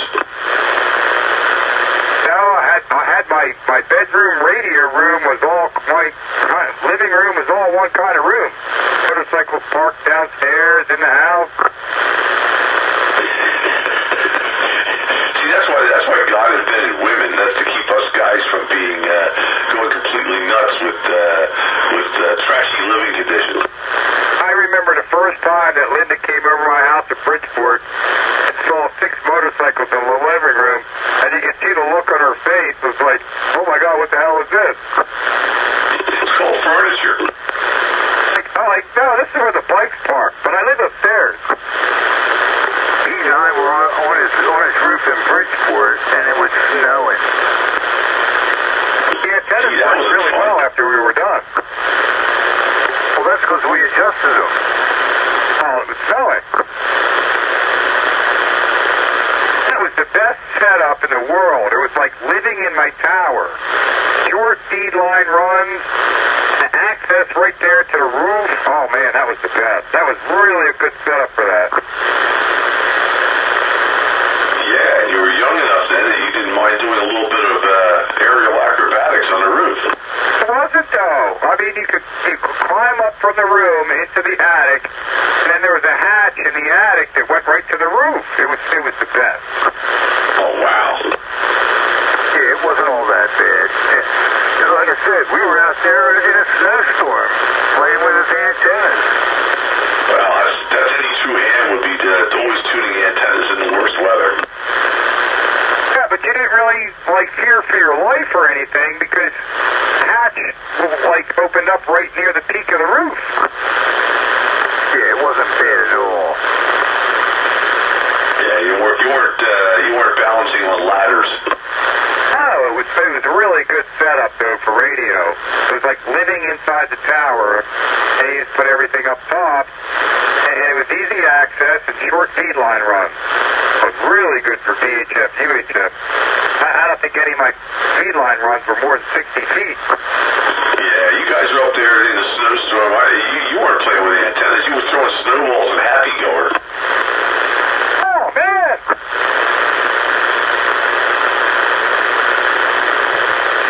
You can't be out in the snow and not throw a snowball. That's right. Yeah, unless it's too cold and it's dry snow and they won't pack together. Well, that's true too. We were up in Scranton last weekend for my wife's birthday, and there was a little bit of snow up there. And as soon as she saw that there was a little bit of snow, she was like, "You're gonna throw a snowball at me this weekend, aren't you?" I said, "Yep." Yeah, there's a little bit here too on my back porch railing. I scooped up enough snow and I nailed the dog with it. She's like, "What the hell are you doing?" Oh yeah, after Bike Buster said about it up there, I went outside. My driveway's white, and it sounds like it's sleet. The dog never saw a snowball before. She was quite surprised. Now you traumatize her. Now she's not going to want to go out and go to the bathroom when it's snowing. She likes it because she plows her nose in it, and I think she thinks it's Coke or something. Hello, man, it's pure snow. Always comes in with snow on her nose.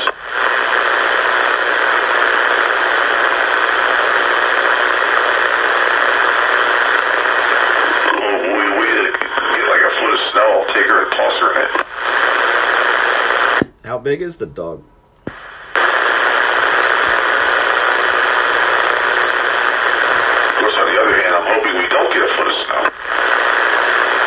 Well, this is the first time in my life I own an all-wheel drive car to go back and forth to work in, so we might not get snow this year.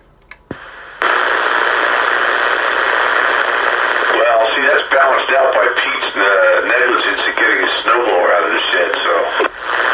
Yeah, that's push-pull on the Karma's apartment. Well, I didn't get mine out yet either, so maybe I'd negated my all-wheel drive car. Although I did put gas in mine and started it up last weekend, so I'm ready to go. My motorcycle's blocking my snowblower, so we'll have to wait and see. 2 pulls and fired right up. I won't pull. I plug in the extension cord, hit the button. I only do that when it gets really cold and the oil gets thick and it doesn't want to pull well. No, mine's a 10 horsepower single cylinder, and I don't really feel like pulling it cold. Pull it when it's hot, but when it's cold, nah. Yeah, mine's an 8 horsepower and it pulls real easy. Except that one time I took it up to the mountains to do the driveway and it was so freaking cold that the oil thickened up and I just went to pull it and just went, it wouldn't spin, I pulled it and it stopped.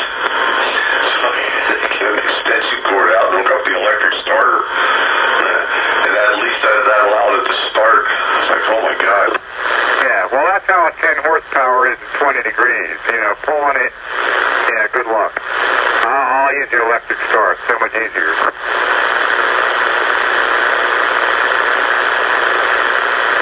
I tell you, I got a QSL cord. I don't know if I did or not. I got a QSL cord from SamCam. Yeah. We talked about that the other night. It's funny how his call and Ron's call are only off by one letter. Yeah, okay, so I did mention that to you. Yeah, so I looked him up on QRZ, and he wrote up a little biography and stuff, so yeah. That's 10 for it. I had a GMRS call on here, too. Yeah, a lot of people are getting into GMRS. I'm really kind of surprised by that. It's like I know a lot of hams that are also on GMRS. I'm thinking, why? Is GMRS getting you the ham radio wall? Yeah, I'm not doing it. No, I'm not. I mean, I don't do UHF anymore anyway, and it's certainly not going to work for me on GMRS, but I can't do on ham. I mean, at least unless you want to give an HT to your wife or something and they're not licensed, and okay, now I guess I get that, but, there's no real advantage to GMRS over ham radio. Yeah, and the thing is, my wife is licensed for 10 meters and up. So is mine. Although she probably wouldn't admit it in mixed company. No, mine will admit it, but that doesn't mean anything else. I'm proud of her for the fact that she did get it at all. Well, sure. So am I. I just wish she, saw the same attitude as she had when she passed it, Yeah, me too. Well, it was better off when we lived in separate houses. Then she would talk to me on 10 meters. And now that we're... Well, when she quit talking was when the repeater went away. She used to use the repeater, the 6 to 220. Ever since that, basically went away, that's when she stopped talking on the radio. It's like talking to Steve on her way home from work. I was going to say, it went away when Steve went away. Yeah, that's pretty much it. When Steve went away, she quit transmitting. She liked to talk to Steve, more so than anyone else. Well, he was fun to talk to. Yeah, you never knew what off-the-wall thing he was going to come up with. Yeah, sometimes you'd have to blush, but yeah, you never knew what he was going to say. But it was always entertaining. Yeah, I mean, with him and Wendy would fight, that was always entertaining, too. Or the after reports of the fight. Yeah, well, he came to, my wife and I threw a beef and beer at the FOP lodge in Cunchy there, and he was there, and he got plastered, and we drove him home against his better wishes. He walks all the way back to Cunchy to get his truck. He was pissed that we drove him home. You know how stubborn he gets, stubborn Irish guy when he's drunk. Oh, yeah, I know. We threw a couple of parties here. You were at one of them. He sat right by the keg and was checking IDs for the youth. But he never left the side of the keg. And then, maybe you should drive home when it was over. He's like, I'm driving home. I'm like, dude, we got a spare bedroom. You can crash for a little while. Nah, I'm done. I'm good. I'm going home. I'm like, yeah, you couldn't argue with him. I think Wendy was there, and he got a fight with her, and then the bartender was like, look, if you let this guy drive home, I have to call the police, and you'll get arrested. So, we had to drag him kicking and screaming at her, drove him home, and then he turns right around and walks all the way back to Conshohocken from his house. Yep, I believe it too. He was as stubborn as they come. And I just recently saw Wendy. Wendy, the wife, and I, we had lunch a couple weeks back. Oh yeah, what's she up to? Did you talk to her?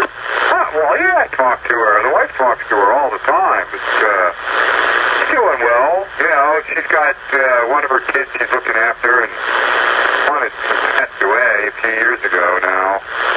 OD'd. But yeah, like, she's getting ready to kick the other one out or something. I don't know.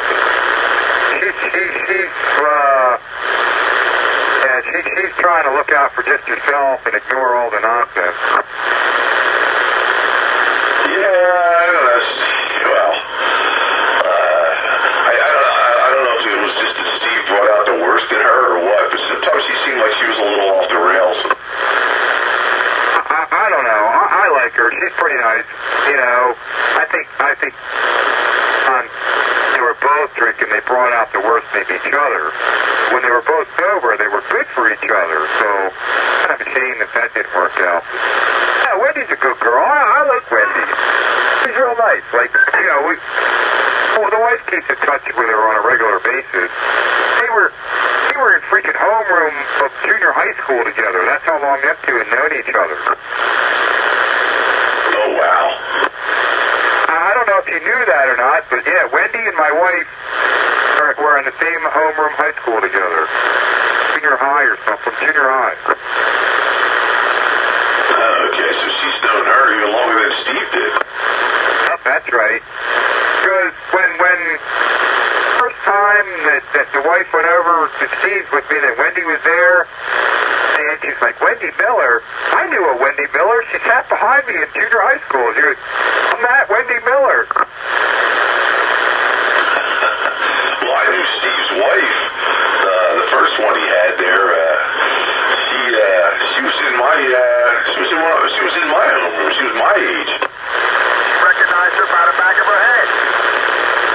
Yeah, well, my wife and Wendy Miller, they knew each other long before my wife knew Steve. Wow. That was, what school was that? North Bend. Oh, North Bend, okay. Lansdale. Yeah, okay. Why did I think it was Norristown? I don't know, because that's where Steve went, but Wendy went to North Bend. Okay, I just thought it was one of those Norristown schools, that's all. Steve Norton or one of those. Well, North Bend's not really that far away. No, I know. Yeah, but, you know, it's not Norristown school day. Now, Steve, I think he went to PW because he was from Conshohocken. Man, that was a double, triple, or something. I heard people talking, but I don't understand any of it. Oh, no. Wendy was my boss at Andrew Fruity. Oh, that's right. Yeah, there's another small worldism. Wendy was Wayne's boss. Wait, I missed that. What? I liked Wendy. She was a good boss. I never had a problem with her. I like Wendy. It sounds like I would like Wendy, too. Yeah, I just thought it was interesting when that first came out, that whatever, you know, picnic barbecue that, you know, Steve used to have his backyard every year, and I got my wife to go. I don't even know if she was my wife at the time, but anyway, Wendy was there, and then those two got to talking. You know how girls get to talking, and they found out they were in the homeroom together. Man, that's pretty cool. Now, let me is she drinking still or no? Is she not? So Wendy? Well, I mean, social drink, not like she used to drink. Yeah, okay. All right, cool. Well, it sounds like she's chilled out. Yeah, I think that's the thing. I think I always saw her at her worst when she was drinking. Yeah, well, there was drinking around Steve, and then there's drinking without Steve in the picture. And those are two different equations, because there were times I go to Steve, and I'd stop for a beer, I only want a beer. He would never let your glass empty. No, he kept pouring it in.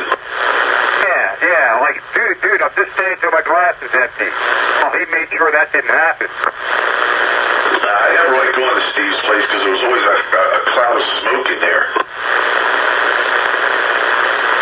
Yeah, but, you know, he was one of those people that just made your life more colorful. Oh, yeah, he was the life of the party. He really wasn't. He wasn't just the life of the party, he was the party. Yeah, Yeah, like Dave said, though, until he wasn't. It would always go just a little bit too far. Yeah, he was fun to have here at my parties, until he wasn't. Of course, we're breaking the rules now. Of course, he's dead, and we shouldn't be talking about him, but, you know, it's Steve. Yeah, right. When they're dead, you quit talking about them. It's hard not to talk about him. He was a big part of my life for a while. Listen, I told you guys this before. When I'm dead, I give you permission to talk about it.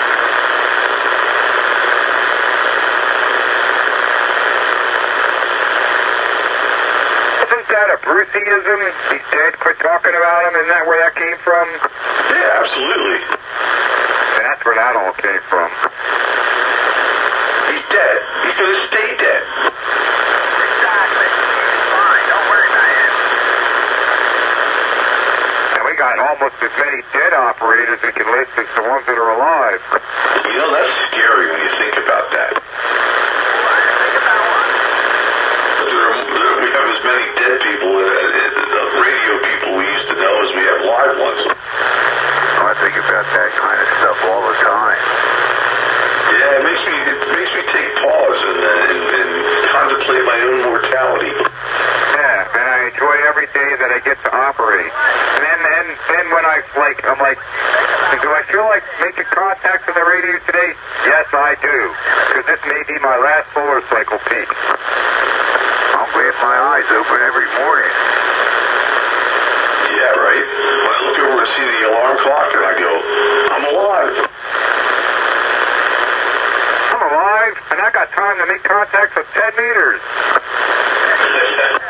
Right on time. And I don't miss a 160 evening either, because, they're only happen a couple times a week like this. So, do that, and then I come here. But, I'm not going to pass up operation, because pass it up, may not get the opportunity again.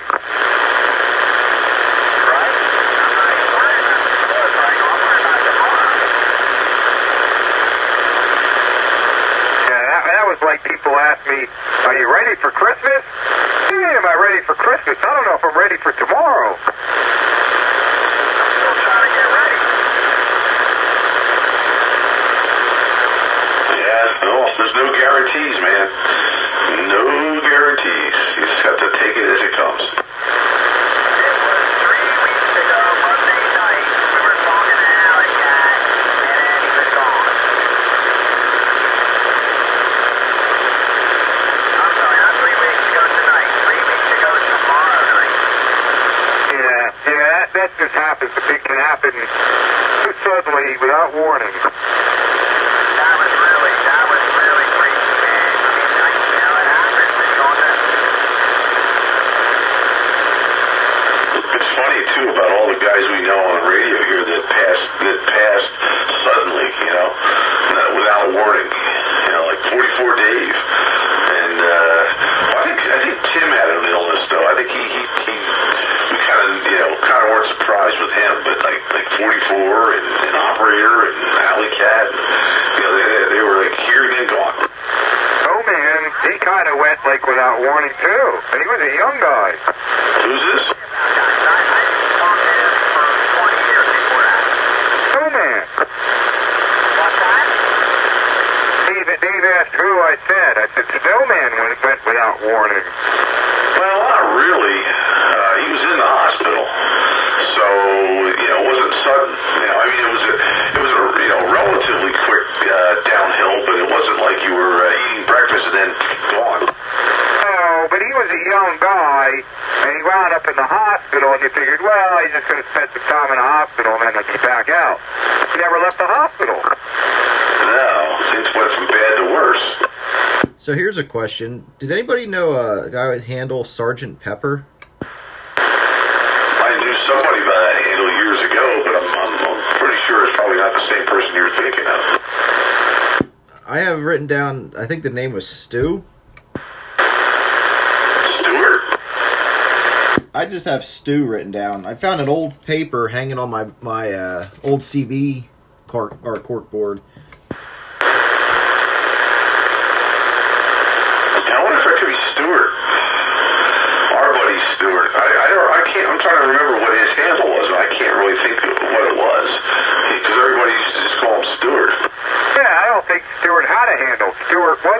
diesel. Yeah, this is going back probably like 85 to 95. Yeah, that's about the time he got his hand license. I was gonna say, and I even have a phone number, but it doesn't have the area code. I haven't heard Stewart in a while, by the way. I wonder if he's still around. He used to get in there kind of somewhat regularly on the RF Hill repeater, but I haven't heard him in many, many months. He used to pop in with us here on the Sideband Soiree and the Classic Roundup, or maybe it was the Sublap, I guess. He used to pop in on the Sublap. Yeah, he used to come in on 6 meters, and he used to come in on the snow lap, but that was years ago. Yeah, how long has it been since we had the Sublap then? Well, I guess, oh my God, maybe 7 years? Yeah, and now you started to get the idea about how fast time's going by. Oh my God, that was 7 years ago that the Sublap went away? Because basically when I started at Congolium is when it fell apart. Yeah, pretty much, and I just started coming back down here on Sunday nights, and one thing led to another, and it became the Sideband Soiree. Yeah, Sublap was pretty grooving there for a while. Yeah, and then it became it was just you, me, and Wayne, or just you and me, or just me and Wayne had it. Well, Wayne couldn't hear me half the time, and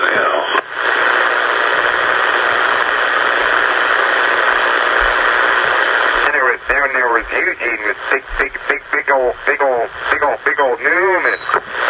That was cool though when we talked to Gene in Florida on the snowlap when the conditions were in. Yep, that's right. There was one night that I think, it was. Me and Wayne were in there on the snowlap with nobody else but me and Wayne, and some station from England popped in, and this was at the bottom of the cycle. Said, you blokes are being heard here in England tonight? I remember that. That must have been good E-skip.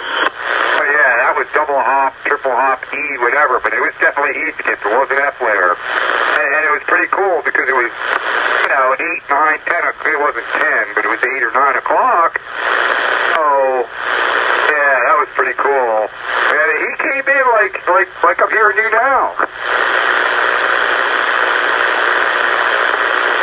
Sounded like he was a local. It was like, he was somebody right here in the area. You never know who's listening and for. Never know. Hi, old J.R. Good evening, Pete. Good evening, Dave. Good evening, Wayne. Anybody else? Joker, I think I heard in there. But anyway, just popping in here for a quickie. That's what she said last night. Gotta get a quickie in there. I was watching something on TV with a wife. Last series for Yellowstone. Last one. So anyway, good evening, y'all. Oh, a quickie better than nothing at all. That's right. How to get it in there.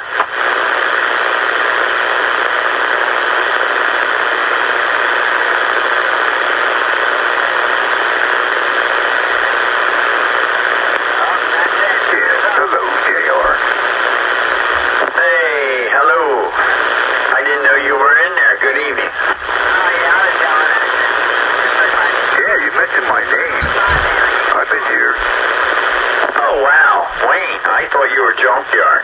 Jeez, my hearing must be a little bit off there tonight, good grief. Anyway, Wayne, you sound just like Junkyard. Amazing. Okay. That's alright. He thought I sounded like Meatball Bandit one night, or somebody thought I sounded like it. Different radios, I don't know what it is. You use a different radio, sometimes people sound a little different, especially on Sideband. Yeah, it was one of those stock mic nights, Oh no, we're not doing that again. Oh, I'm sure we will. Good evening there. Hey, good evening, Joker. How you doing? Doing okay. Just Sunday on the radio. What's wrong with stock, Mike Knight? No. Well, if you don't have them, Well, if you don't have one, that doesn't mean you can't participate. That just means you don't have one. But those of us who do have them and want to participate, fine. yeah, but I think I think it was Dave and I think Alley Cat was in there. And a couple of them in there had the stock. I'm like, what are these guys doing? It's stock Mike Knight. There you go. That's one of the themes. We got a whole list of themes for classic radio roundup. We haven't done them in a while though. All right, so what's Wednesday's theme, or aren't you going to make it?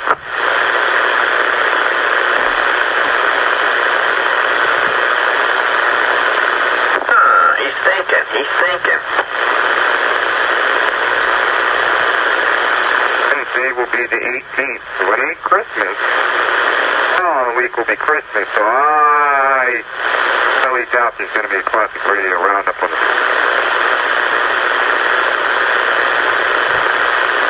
the... Well, I'm doing Christmas at my house, so I'll come in and at least turn a audio gate on and just have 13 on. Works for me. Well, if people are going to be here, I'll probably be here because we don't do nothing. That's right, you're Jewish. I forgot. Oh, that's Ashkenazi Jewish. 100%.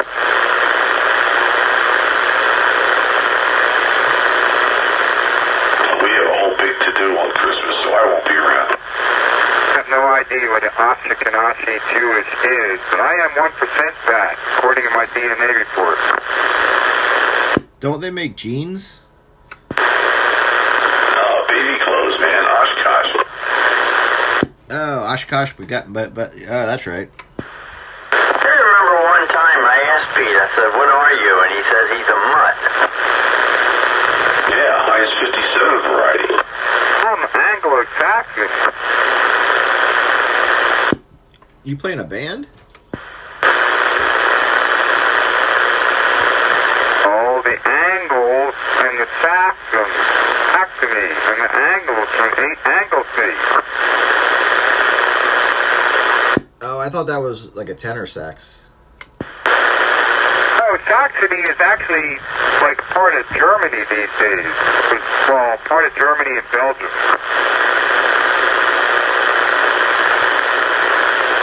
I know. I was just trying to make a joke. That's why you're the Joker. Oh, you are the Joker, that's right. You should just call him Hoopla. Is that Jewish too? I'm not sure, but it sounds good.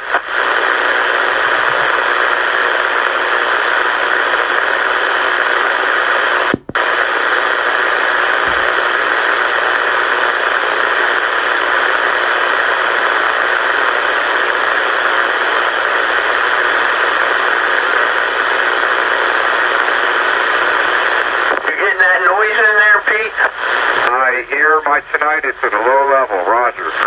Yeah, me too.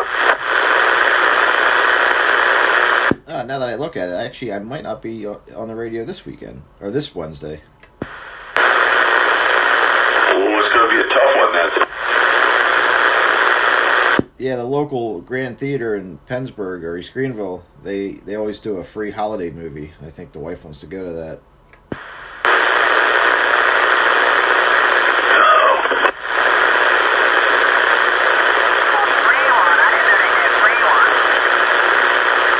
Yeah, every year for Christmas they do one. This year they're doing Irvin Berlin's Holiday Inn.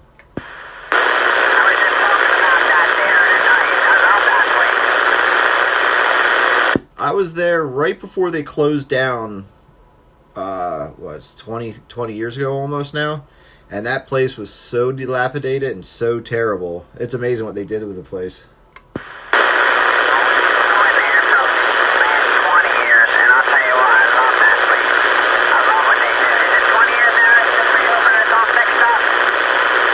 I think 2013 2013 or 2009 or 2013. I think 2009. I'd have to look. A buddy of mine did a lot of the construction work in there. But man, I used to go there as a kid. I saw Return of the Jedi there. That was our place to go to see movies.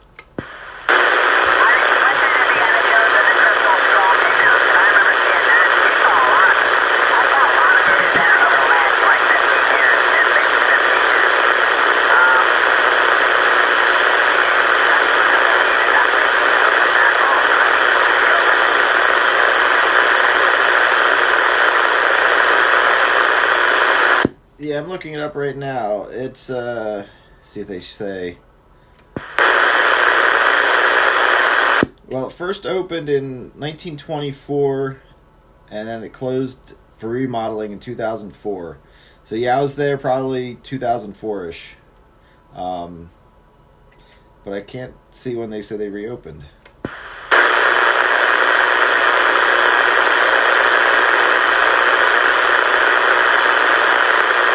March 8th of 2011 is when they, or at least that was the date on the Facebook.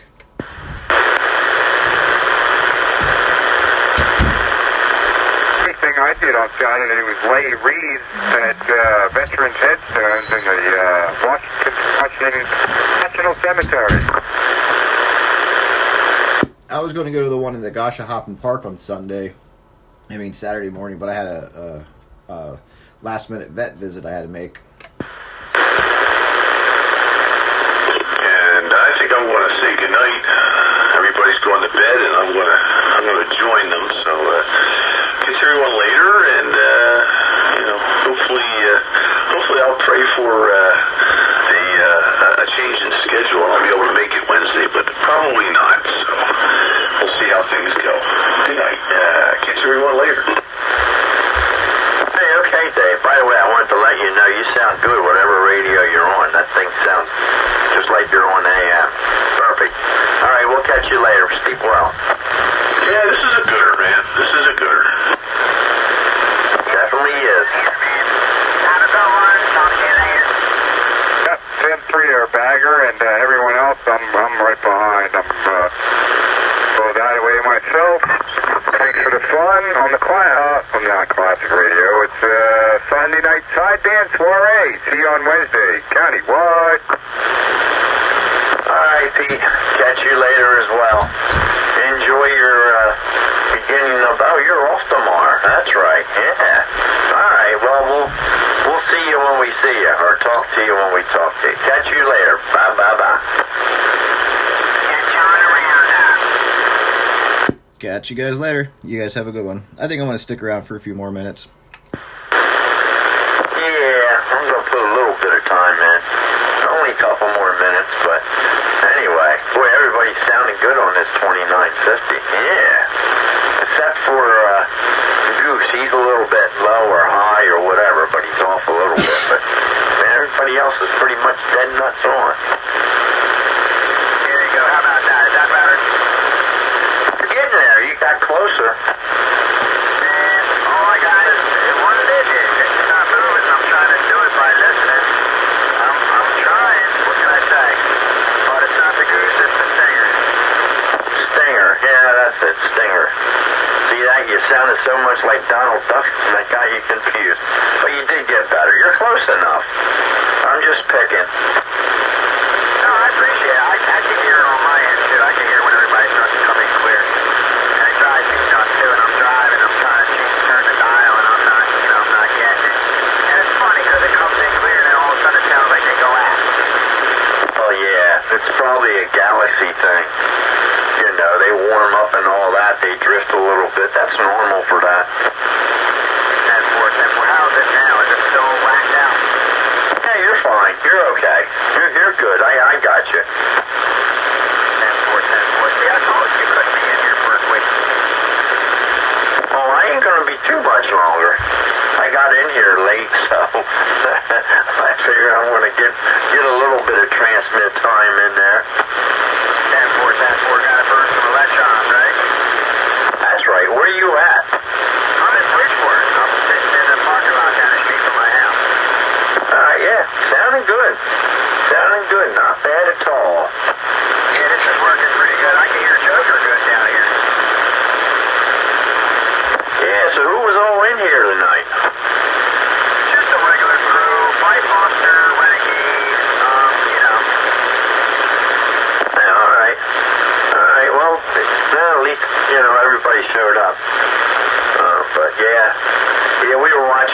Yellowstone. I don't know if you're familiar with that one or not, but it was the last one of the season, so didn't want to miss it.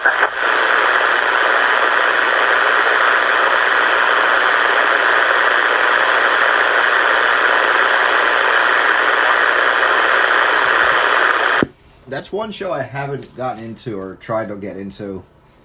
I think it was not last year, but the year before. The wife and I were down in Ocean City, Maryland for one of the vacations, and I think part of the cast was there because everybody was freaking out about Yellowstone and everything. Oh yeah, boy, it was a big thing. It really was. It's been out probably 6 years, something like that. And somebody at work told me about it, and I figured, well, all right, I'll go home and check it out. Yeah, I took a liking to it. Really, it was one of those shows that kind of got your attention. You couldn't wait the next week to see what else was going on. And that's hard to find anymore these days. You know, every Sunday night, the wife and I would get together down here in the family room and we'd watch it. Because normally we can't watch TV together because we have so much of a difference in what we like to watch. Like, she come down Saturday night there and I was watching the Three Stooges at 6 o'clock, you know, on TV, and she didn't like that at all. And I said, well, you know, what do you want to watch? She said, anything, change that. I said, no, you tell me what you want to watch and then I'll change it. Then she got upset and went upstairs. Okay. The good old anything but this, put something else on, and then I don't want to see this, put something else on. The last show I really got into that I liked, that I wish they would make more seasons, was that it was called Longmire. I heard of it. I never got involved with it, but I did hear of it. Yeah, there's 6 seasons. It's good. It really is good. It's a Western style, you know, from out west. But yeah, I got into that, and then I'm like, oh, there's no more seasons, and they're not going to do any more. That's where this one's at. But if you ever get the opportunity to check it out, and, you know, I don't know what you have as far as service and what you can do and what you can't do, but if you ever get the opportunity to watch it, they do a lot of reruns on the holidays. They do all the seasons there over the holidays and whatnot. But if you ever get the opportunity, check it out. It's quite interesting. Yeah, I do find myself trying to find stuff to watch. Maybe I have Netflix and stuff, so I think it's on that, so I can start it at the beginning. Really? It's on there? No, that's good. Yeah, if you can do that, that's awesome. You'll like it. You'll definitely like it. It just kind of grows on you. You know, it gets you. It's not boring by no means. Yeah, I have to look, see if it is on. Well, I was gonna say it's on. It looks like it's on Pluto. I have that. So yeah, I have to take a look at it. I don't know if it's on Pluto or not. I don't know. Is Pluto a paid version or is that a freebie? You know, and I'll be honest with you, my wife takes care of all this stuff. I think it's a freebie. Okay. Yeah, there's one of them. There's Pluto, and then there's a one Peacock. Peacock's the one you pay for.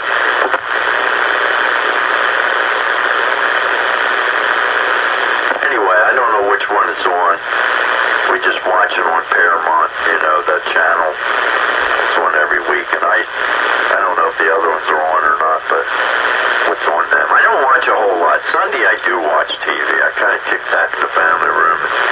You know, that's my relaxing day. I don't do nothing but watch TV for the most part. I get caught up on bills and odds and ends like that, you know, but I don't really get involved in anything major. Breaker. Go ahead there, breaker. Okay, how's my tuning in now? Is that better? Yeah, just a wee bit off. Just a wee bit. Now, you say wee bit. What are you saying? 50 cycles, 100 cycles?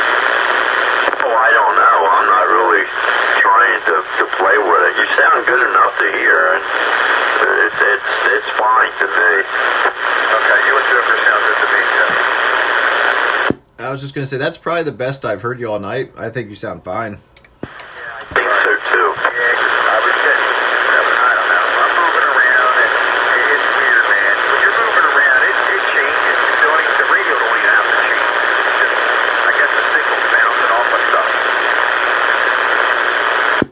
Yeah, usually on sideband, I usually don't pay that much attention. You know, if I can understand people, and you know, I'm usually fine with, you know, as long as I can hear people.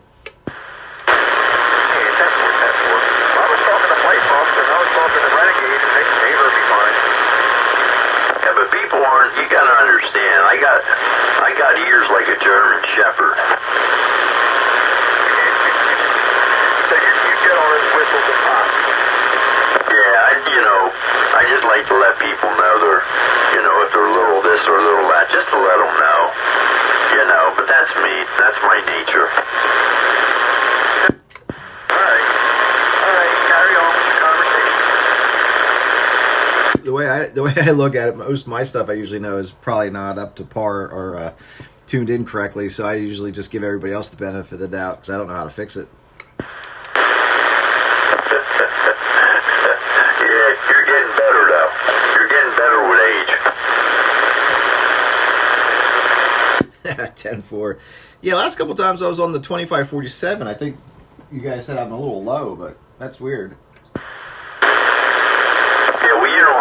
Clarifier on that. So, what I normally do for this Sunday, whatever you call this sideband channel that you guys usually do on Sunday, my nature is I tune in to Dave because I know Dave's always on frequency. He has a fetish for that. So I tune into him and I let it go there because I know I'm where I'm supposed to be,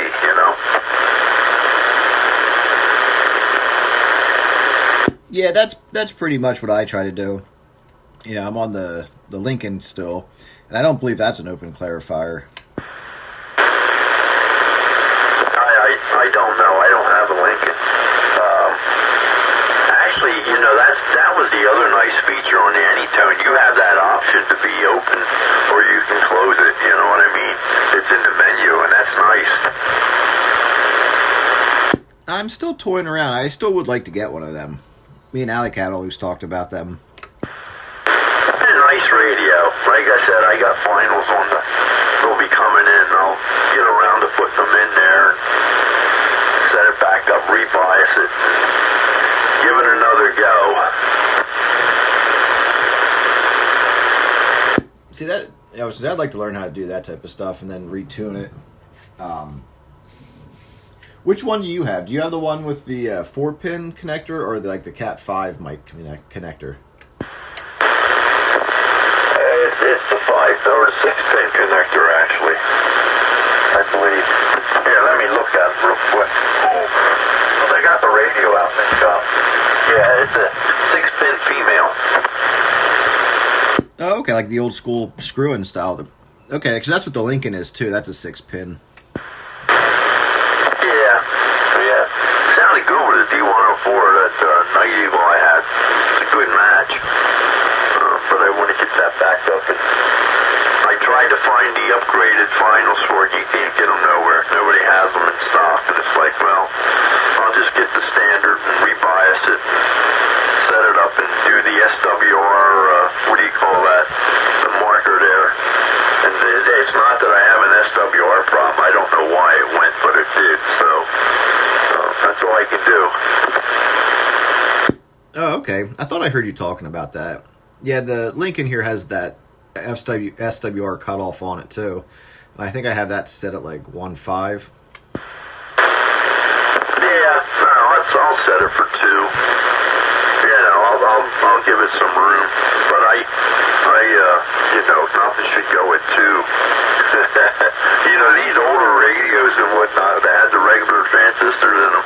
You can run them without an antenna on and key them up and you don't worry about it. I was gonna say, always get a little freaky when I see mine hitting like 1.3, 1.4. That's still plenty good. Plenty good. Now, where is that at? Is that between the radio and the driver, or is that after the amplifier? What's that? No, you set the radio. The radio has the menu in it, and you set it up. Right, but you're saying you get a little nervous when you see 1.3, 1.4. So you're saying you're reading that off the radio? Yeah, the radio's got the meter built into it when I talk, and then I have it set for. Then I have the SWR meter between the amp and the antenna, and that's like 1.2, 1.3 max. I have a pretty good match on all my stuff. Okay, so I understand. So you're saying between the radio and the amp, then? Yeah, that's the input. Yeah, because I guess it pulls some harmonics when the amp's full power. Yep. And it depends on the length. Like it's a weird combination. Coax, whatever's in the radio, whatever's around it. I mean, it's weird. I've been working on that down in that many. I mean, just freaking coax it in, like not even an inch, like half an inch.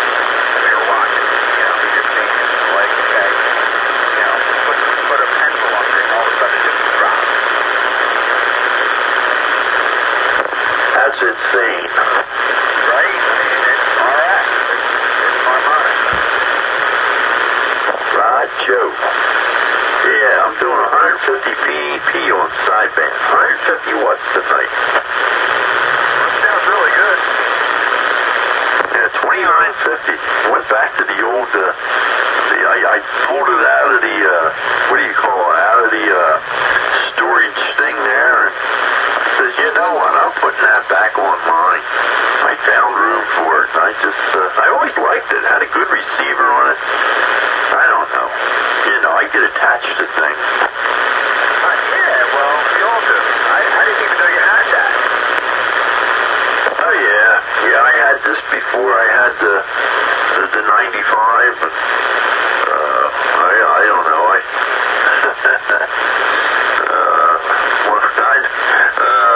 Well, anyway, I had it for a while. I actually got it off of Badger's where I got it at. I was looking for one. Badger happened to have it, sold me that, the RM Italy with it. I had my fun with it,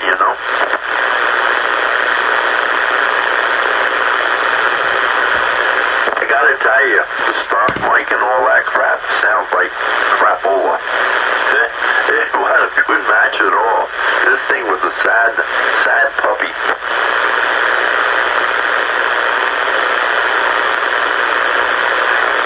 Stock mic on what?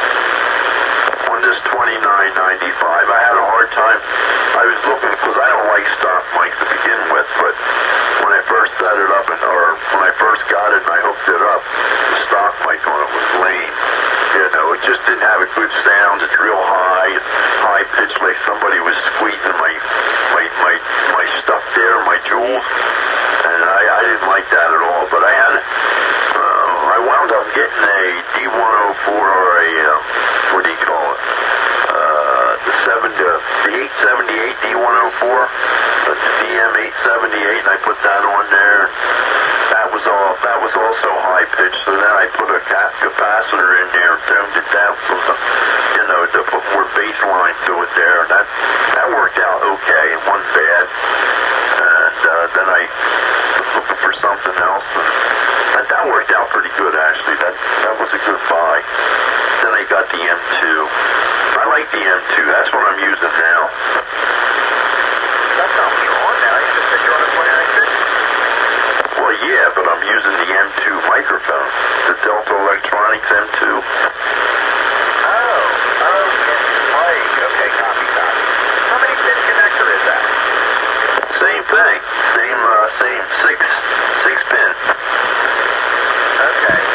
Now I went and bought one of those digit mics, one of those President digit mics. Got the six levels of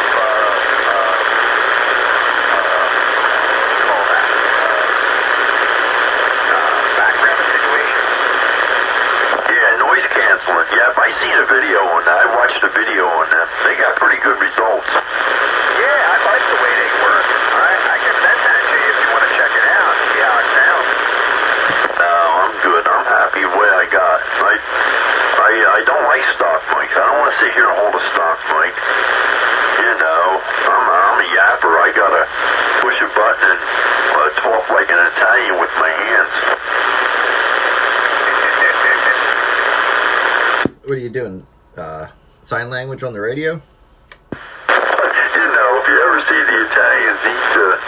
eat Thanksgiving dinner and they talk with their hands, you know. I mean, I'm not that bad, but I kind of like being up and relaxing, you know, doing a little this or a little that. But I'm not that stock guy. That's one of the reasons I don't like the D104. I gotta use the chicken choker. I'm not a big fan of that. Even though the mics are great, it annoys me. 10-4. All right, guys. Well, I think I'm going to call it tonight. And you guys, you have a good one. I hopefully will be on maybe a little bit later on Wednesday. I forgot the old lady might want to go out. So if not, I'll talk to you later. Hey, okay, Joker. We'll catch you later. Have a good weekend. We'll catch up with you one night this week. And, yep. Hope everything goes well for you. And I'm going to get out of here as well, too. I'm calling tonight. It's, what is it, 10:30, somewhere around there. It's that time for me. So I got my time in. I'm all good. I can go to sleep now. Anyway, 1, 2, 3. We'll catch you as well. Enjoy. Be safe out there. We'll catch you all later. Wayne, good night there, by the way, buddy. We'll catch you too. Old JR, we 10-7. Good night. All right, guys. Have a good night. Catch you on the next one. Yeah, man. I'll talk to you then. I was going to say, anybody who's on Facebook, my band's doing a half-hour live stream on Tuesday from 8:30 to 9. Or might not be a half hour. All right. Send me a link or something. Okay, yeah, I'll send you a link to the page. Yes, I can catch that. That's cool. Thank you. No problem. We're doing I think we're doing 3 of our Christmas songs. Or 4, I don't even know. Are you playing that bass with the flame? Yep, I will be playing that bass. Yeah, awesome, man. That's cool. I love that. Alright, man, you guys have a good one. And you too there, Wayne. I don't know if you're still listening in, but talk to you then.